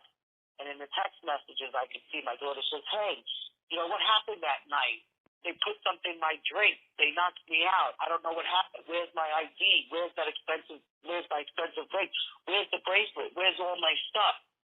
Can we go get the stuff back from those guys?" And then the roommate writes back, "Yeah, we could go get them from those guys." So that big claim that she knew who the men were. And then she writes back, no, I don't know what you're talking about. But in the meantime, I guess Chelsea decided to reach out to the visitor to get help to get her stuff back, and maybe to buy drugs too. I don't know why she reached out to him, but she did. He later told me, once my daughter was missing, when we met and when we spoke, that he couldn't understand why Chelsea was to go back and hang out with that girl. That girl is no good. He knows her for 5 years. She only reaches out to him when she's in trouble. And how could my daughter hang out with her after she brought... How could your daughter hang out with her after he's the one that brought her to hang out with those two guys that gave her the drugs that raped her. So I said, wait a second. You know that my daughter was raped? He goes, yeah. Your daughter told me. I have this all on recording. Mm-hmm. Said, what do you mean my daughter told you? He said, yeah. That she said that she blacked out, and when she wiped her private, it was all full of blood. And so why did she go back and hang out with that girl? Yeah. And then I want to know the trend. When did you get to talk? Hang out with that girl. Yeah. I didn't know she went back to hang out with that girl. When did you get to talk to the visitor? When was that? Do you remember? Oh, I talked to him several times. Okay. I talked to him in person on May 24th. I talked to him on May 31st. May 31st, I spoke to him in person. I spoke to him on the phone. I texted with him. He texted back and forth with me. I met him on May 31st, and then he was texting back and forth. Then he went off the radar, and then I found him. I got him in jail. I went to visit him in jail twice. Mm-hmm. Okay, so let me just ask you some specific questions about what the visitor had to say. Did he know, of course I have to ask this, did he know what happened? When did he find out that Chelsea was missing? Did he have any idea why she was missing? He found out immediately because when the cops came the next day, they called him first. He called her up to the She was the last one seen with her. Okay. So he found out immediately. And did he have any theories of his own as to what happened, being he's the one that dropped her off in the middle of the street? No, and then... nothing he's willing to, he just said, she was going to maybe go somewhere, do something else. He doesn't know. He doesn't know those people. He doesn't know nothing. He dropped her off. He's got nothing to do with it. All right, he don't know nothing. He doesn't know nothing. Okay, and that has been his position since this happened. 100%. Okay. All right, and he's been in trouble with the law, and when I wrote this, is he still in jail? No. All right, so he's out. Okay. Now, next. It's been 4 years. Okay, yeah, it's been 4 years, yes. We have to talk about this. The roommate, young woman, I'm guessing around the same age as Chelsea, but Same exact age. And you were able to track down her mother, and you got to speak to her mother on the phone. Correct? I spoke to her mother on the phone. Yeah. And her mother explained to me that her daughter is dying every day in the street, and that before my daughter went missing, her daughter went missing. The week before, but I think that's when her daughter was incarcerated and she didn't know where she was. And that, which honestly, I have to tell you, I feel bad even for her daughter because I think she got mixed up in something. Because the mother tells me that when she was 16, she disappeared and she stayed with some older woman for a while. And then she came home, but she's been, I don't know, she's been disappeared many times, almost OD'd a lot of times. What did she say? What do you think? What do you think they do with those? What do you think those Spanish men do with those girls and stuff and give them drugs and everything? What do you think? What do you think they're going to do with them? It's killing me. It's killing me. But we also have to remember, I hear what she's saying, but we have to remember, it is the way I've understood this disappearance from the first time that we've ever spoken, Rose, is it feels to me like this roommate was the one that got your daughter into all this stuff. I believe that girl could be what's known as a bottom girl, that recruits girls. Yeah, I agree. But I also feel bad for her that I feel like she was 16 when she became her own victim. And just as a woman to a woman, I just feel terrible. I mean, it's survival of the thing. It's survival of the fittest. I mean, I believe the girl's evil. I mean, she's doing, I don't know what to think. I haven't really looked at the world for so evil, but it is. Yeah, it is. It surely is. I just never saw that. I didn't see it. I mean, did you? girl, it's the way the mother's saying it. If she was 16 and something happened and somebody made her a victim, not that it makes it right, but I mean, I just feel bad that that's the way her life worked out. But it doesn't make me not. But it still doesn't make it right what's happening with my daughter. You know what I mean? Well, no. I mean, if that girl got into it herself, very unfortunate. Sucks. But that she got your daughter Chelsea into it, she then goes from the victim to being the predator. Right. That's exactly what happened. Yeah. I think. Yeah, and I agree with you. I don't know if it's true. I agree. She could be just nothing. She could just be a girl that does messed up things. I mean, my theory is she was double dipping. Yeah. She thought that she was gonna whatever entertain, give, trade, whatever the word is, use, abuse, sell, trade. I don't know, to one guy and maybe give it to the first visitor. And then things weren't working out with the first visitor, so she brought it to another neighborhood with some other guy. Yeah, we don't want to get too much into the theories. We're not going to do that, Rose. I don't want to do. Erase all that. Yeah, I'm not gonna. I delete all theory stuff from. All right. So I just want to establish this. Anytime since Chelsea disappeared, did you ever get to talk to the roommate, this young woman? Did you ever get to speak to her like you did to the guy? No. Never. No, the mother is very protective. I went to the mother's door. I spoke to the mother. Afterwards, she called the police. She said I was harassing her. I'm annoying her. I'm harassing her. I went to every court appearance that the girl had. The mother was there. I was literally on my hands and knees, begging with my hand extended, wrapped around the mother's ankle while she shooed me off to go into the elevator. That she couldn't help me, but pushing me off like I was a dog or a piece of shit on the bottom of me too. She can't help me. They just moved locations from their house, and I did finally run into her. It took 2.5 years, but I ran into the roommate. Okay. Every court date she had, I would sit. And she startled me. I wasn't expecting her. It was 20 to 5 in October last year. Her name still wasn't called. Once again, I'm going for over 2.5 years. Never expected. There she came walking through the court doors. Holy crap. I got to speak to her. Not too long. I only got to speak to her, I think, because she went out to smoke a cigarette, and the mother was upstairs in the court building. But as soon as the mother came down, she shooed her away. I couldn't talk to her anymore. But she says she doesn't know. She left. She left with this guy. Okay. She left with this guy. She left with this guy. Oh. Excuse me? I said her name. Oh. Okay.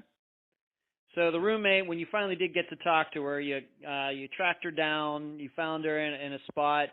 She said she didn't know what happened. She said that she believed that Chelsea went off with some other guy. She said, I don't know. Okay. I don't know. She left. I'm telling you, she left. She left with Antonio. Right. I don't know this guy. I only met him once. Okay. And that's it. I thought I was going to see her tomorrow. We said goodbye. But aren't you worried? Of course I'm worried. And then I said, what does he look like? And I went through the whole thing, rattling this. Short, is he tall? Is he glasses? No glasses. All these things are running from my head. She says, I don't know. I just been getting high so much. That's her big thing. She gets high a lot. I believe and she's it. almost always ODing. Her mother or her friends or her people are always around to give her the Narcan. And if you ask me, she's a hospital hopper. She's in hospitals in Brooklyn. Okay. She's in hospitals in Staten Island. I know she's been in hospitals in Manhattan. I know she's been in hospitals in the Bronx. And different drug programs in Staten Island, Manhattan. So she seems to She's a very troubled young woman who probably got some other young woman into the same thing. Possibly, and she seems to hospital hop. It's not like, you know, if you go to the doctor, the dentist, most people are like, they're like dogs. We pivot back to the same place all the time. Mm-hmm. You know, you buy your coffee from the same shop, or you go to the hospital, same place. This one goes all boroughs, all programs. Okay. All right, so she has been unhelpful. So you spoke to the visitor, the new boyfriend, the way Chelsea, how Chelsea described him, and no help. You speak to the roommate's mother, no help. You've mentioned the guy who was the DJ. Any help at all regarding him? Nope. He said they broke up that weekend before. He was actually out sitting somewhere, I think, in maybe another state that weekend. No. It was a very short-lived thing between her and that. Okay, the DJ. Occupation was a DJ. Okay. All right. Well, let's move on to this. There is a person, a guy. Who is this guy? I'm not sure how this falls into, but I have him in the notes. His name starts with a B, and it's Russian. Who is he? On my daughter's phone record, which is all I have to go on, there is another number that leads to a gentleman who resides in the Sunset neighborhood. Okay. And had Chelsea at any time, of course although we're not publicizing the names, we know the names of these other people. Had Chelsea ever said this guy's name before? No, she's never said any of these people's names before. Okay. No, it's all like a whole new. Mm-hmm. It's in the song, A Whole New World, but there's a happy song. No, it's chaos. It was just all these. Okay, so this guy whose name starts with a B. He lives in the area of Sunset Park. Correct. Okay. And when did you find out? All right. Have you ever spoken to him? Know anything about him? So I was able to. In fact, I'm doing your countdown in my head.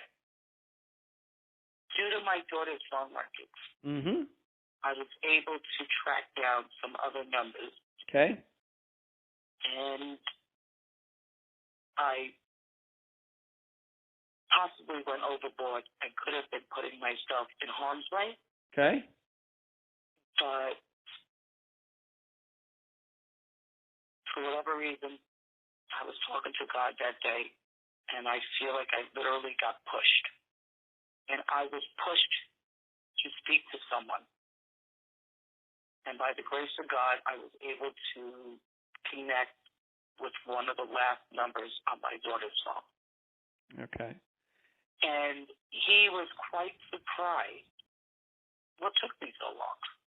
Huh. And he wanted me to know that I have been wasting a lot of my time looking around that my daughter has passed over.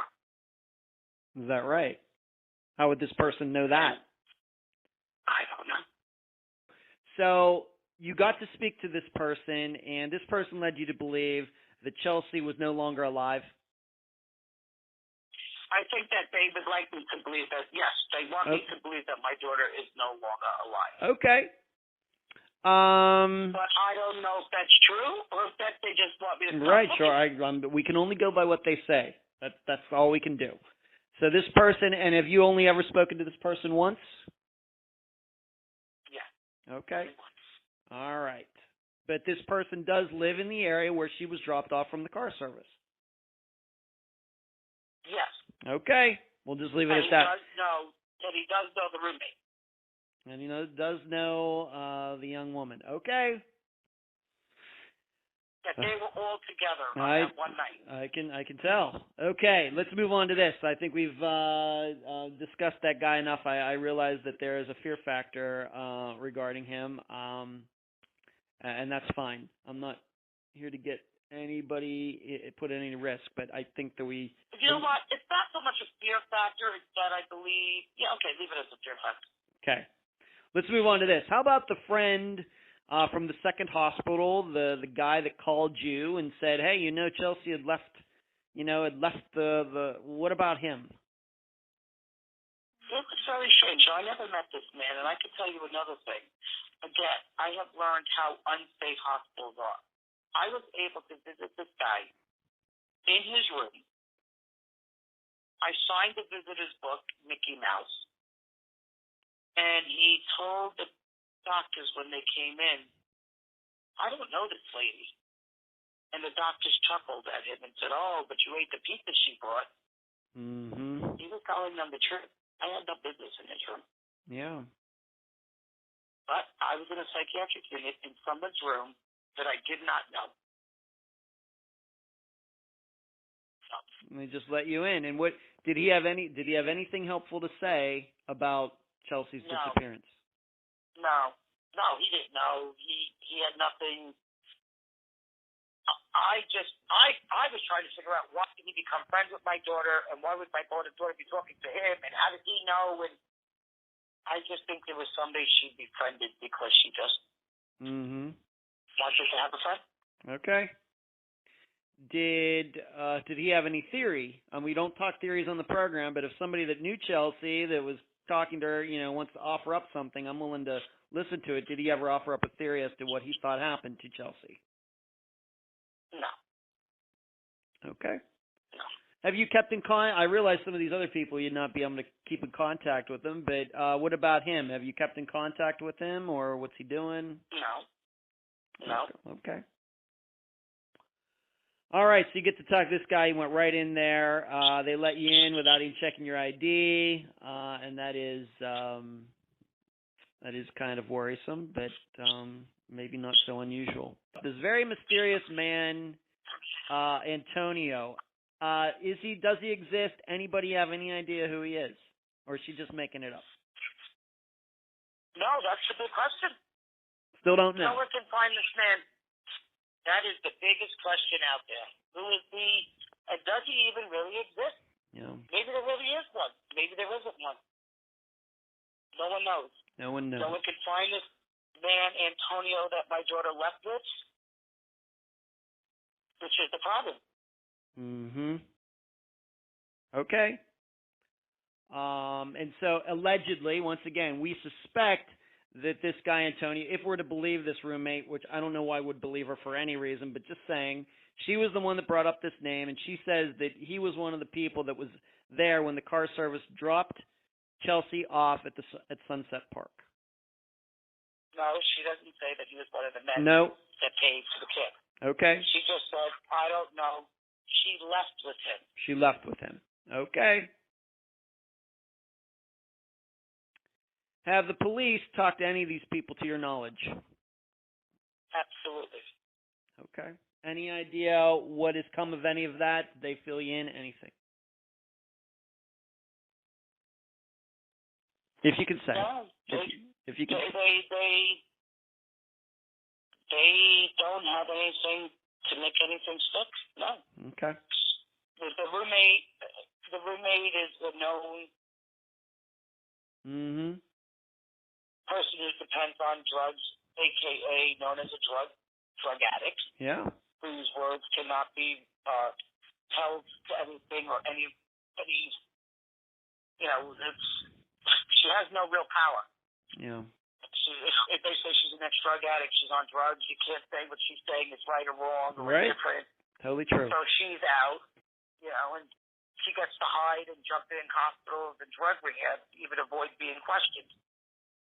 Because these people seem to be so clever, they know the law better than the law knows itself. Yeah, I know. Yep, that's true. So. That's true. They've avoided that. I mean. Okay. Like it or not, he left a great alibi. No matter what it looks like, it is one. Listen, I dropped her off. Where's she going? I got nothing to do with it. Mm-hmm. He does drop her off. Car service picks her up. Allegedly, as you said, the girl was out of it. She wasn't right. She was arguing and fumbling in the car.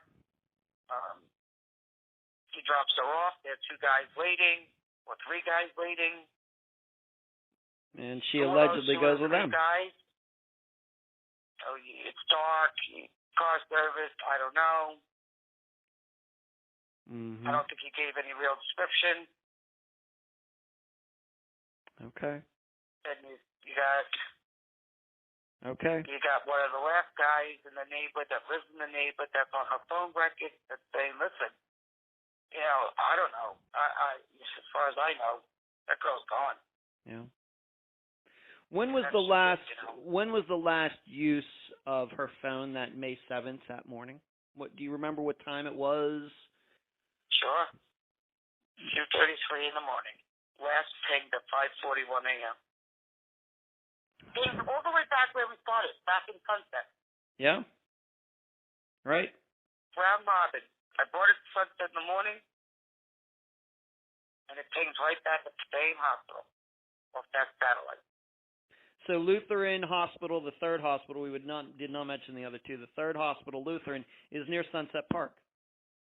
It's in Sunset Park. It's in Sunset Park. Well, as a non-New Yorker, I wouldn't know that, but now everybody does. Okay. And I think I'm going to have to do a video on YouTube to describe all these different locations for everybody because it can get a little confusing. In fact, I can promise I'm going to do that. Okay, so that was that. She gets dropped off, if we're to believe it, in Sunset Park, and that's the last time she was seen by anybody. Allegedly, there were people there, more than one, to get her, if we're inclined to believe that, and inclined to believe this driver. I know this is... please. All right, so let me try that again. So Mary Murphy, who is a reporter, there's an alleged sighting after this of Chelsea at a restaurant near Sunset Park.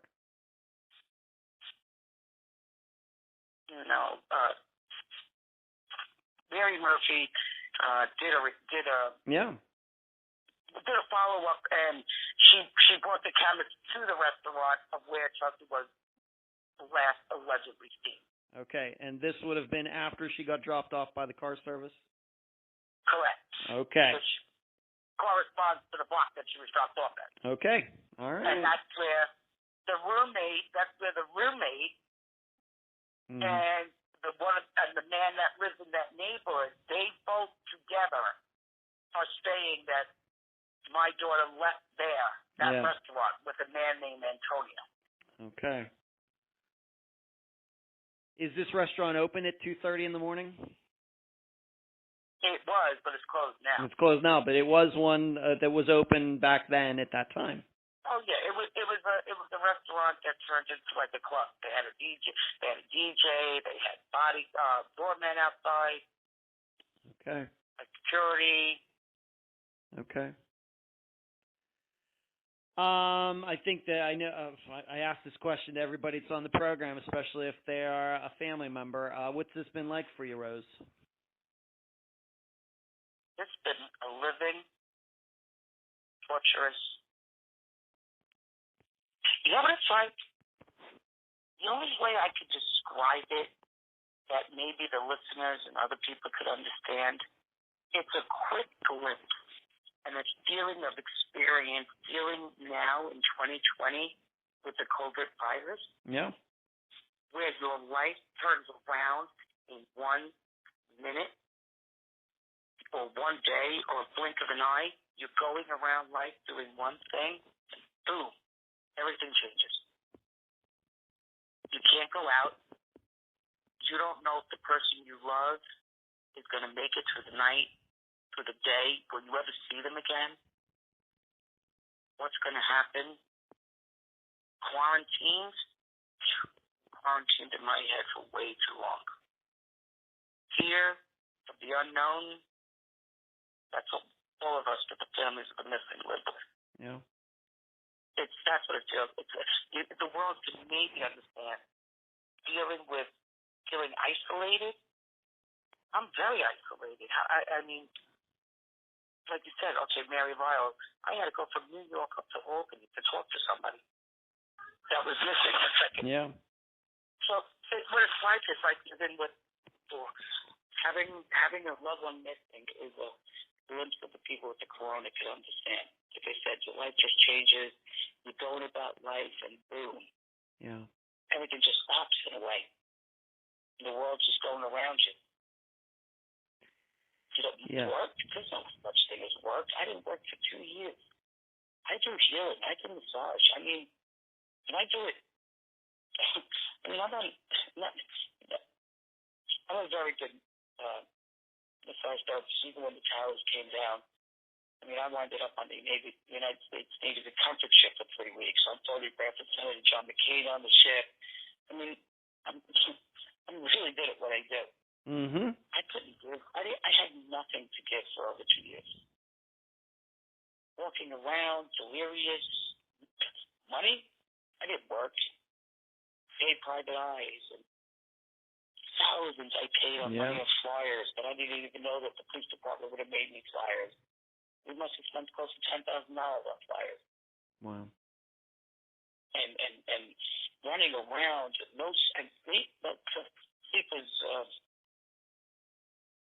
sleep is definitely overrated. And the worry, it's been really rough. Bad. It's been really, really rough. Mm. And then wherever you look, my neck, if I just sit around, I swear I saw her. And I just said, it might have played tricks on you. It's really hard. And if I could do something in this universe now, what I'd love to do is have all the families that are missing. We need to rally around. I have this vision of all of us marching, because missing lives matter too. Everybody have a poster board of their family and the person that's missing cut out. And then you flip the board around the other side, and it's just all the faces of the missing. That's what I see in my brain. We need to speak up. Mm-hmm. We need to speak up. And it's so hard to speak up because I didn't realize this, but because it's not about me, it's about Chelsea, it's about all the other people that are missing. And everybody keeps telling me, but no, Rose, you're a victim too. And at first I was like, no, I'm not. But now I really see it. Yeah, I am. All the families of missing are victims. And then we get so tired. And there's nowhere to go. And people just let go. I think it's time that we unite and speak up, because this is really out of control. And I also wish that there was a buyer's remorse hotline. You know, they have these tip lines and this and that. But maybe, like I did, like I have a P.O. box now, which is Rose Cobo, P.O. Box 40-487, Brooklyn, New York, 11204. Why? Because everybody says anonymous, but technology could be traced back now. So I figured go back to the old-fashioned way, put something in the mailbox. Yeah. Get some information. It's really difficult. Yeah. It's difficult for everyone. It bellows out. It's like a rock that when you skip a rock in a lake, it just bellows out. It affects me. It affects her son. It affects the entire family. And it affects my friends, and it affects their families, and it just keeps going on. And now it's even crazier. I just took an Amtrak ride, speaking to the conductor. His friend is Richie Patron, and Daniela Bimbo. Yeah. MBO that just disappeared. The couple that disappeared. I mean, where I go now, I stop talking. It's like it's common. I don't know. It's crazy. It's like play a game. Look for a red car. Every day, a red car. Stop paying attention. The world would just really look at. Like I said, what is your heart that meets sitting and going and talking to a conductor on the train that he was like Richie's brother? Huh. That's a big kick. I just met him. 2 days ago. Whatever it is, 2 or 3 days ago. There's so many. There's so many. Yeah. There's that girl in my neighborhood. Her sister's missing 22 years. Luana. Can't think of the last name right now. But that's just it goes on and on and on and on. The girl that she wanted to connect me with, Cassandra Ramirez, yes. Right. Also disappeared. Similar circumstances, I might add. Exactly. Yeah. And those are the ones that are talking, that we're speaking up. Do you know how many people I've realized that are missing, that can't get out of bed? They don't function. Yeah, I know. Who's committed suicide because their family members are gone? We had a guest commit suicide 2 years ago. Yeah, I know. Exactly. Yeah. Who's in a psychiatric ward? There's a lot of us. And there's a lot of us, and there's very few that could hold a light or a candle up to what someone like Mary Lyle and her husband Ed were able to accomplish. Yeah, love Mary. You know, and the McCormick family and her friends up there, and the Rowleys and Ronnie's family, and the Wright, the two. It just, the more you start looking, people would really freak out. You think the numbers of coronavirus are high? Seriously. Yeah. What is it? 2,000 people are reported in the United States every day missing. 2,000. That's better reported. It's a big number. You're right. It's a big number. That's reported. A day? A day? I think there's only 1,441 minutes in a day. I might be off with numbers. But 2,000 people get reported a day in the United States of America. That's a lot. And that's America. How many people are missing from all over the world? Afghanistan, Ethiopia, India, China, Russia, China, Thailand. Come on. We do nothing? Well, we got one little tiny iceberg with Jeffrey Epstein. Okay. And now the U.S. Marshals, thank God, are doing some raids thanks to Maxwell. Leaving her. She was a victim. Right? Yep. Then she enrolled everybody else. Is that what Sabrina wants? Another person that could enroll people? And they keep her doped up? It's a crazy world. It's been really, really hard. Rose, do you have a Facebook page set up for Chelsea's? Of course. Let the listeners know what it is. Okay. Chelsea's Facebook page is Chelsea Cobo, and her webpage is www.helpfindchelsea.com. Okay. I'm going to tell you, Ed, on the side note, can you believe I didn't renew her webpage? So somebody else bought it, and it's helpfindchelseacobo.com, and it goes to a Chinese thing that sells women. It's horrible. I know. That happens too. So that's... Yeah. But you can't even use my own name. Or sometimes it does, sometimes not. Yeah, but her Facebook is Help Find Chelsea Cobo. Okay. Rose, this has been over 2-hour long interview, but I get to keep the whole thing. We'll never keep the audience that long. No, well, I've done interviews that are actually much longer than this one, but still, I'm going to give you the last word in this. Any final words before we complete this interview? Yeah, my final word is, first I want to say thank you, Ed. I want to thank all the listeners. The most important, Chelsea. Chelsea, my pumpkin, if you're out there, if you could hear me, keep holding on. Keep that face. You hold on. because I'm so sorry. I thought I was helping you and I was keeping you safe. I am so sorry. I brought you the help there. I can't turn back time. But I tell you now, I'll use every minute of my time to bring you home, one way or another. One way or another. Charles, if you're out there, I love you. You know that unconditionally.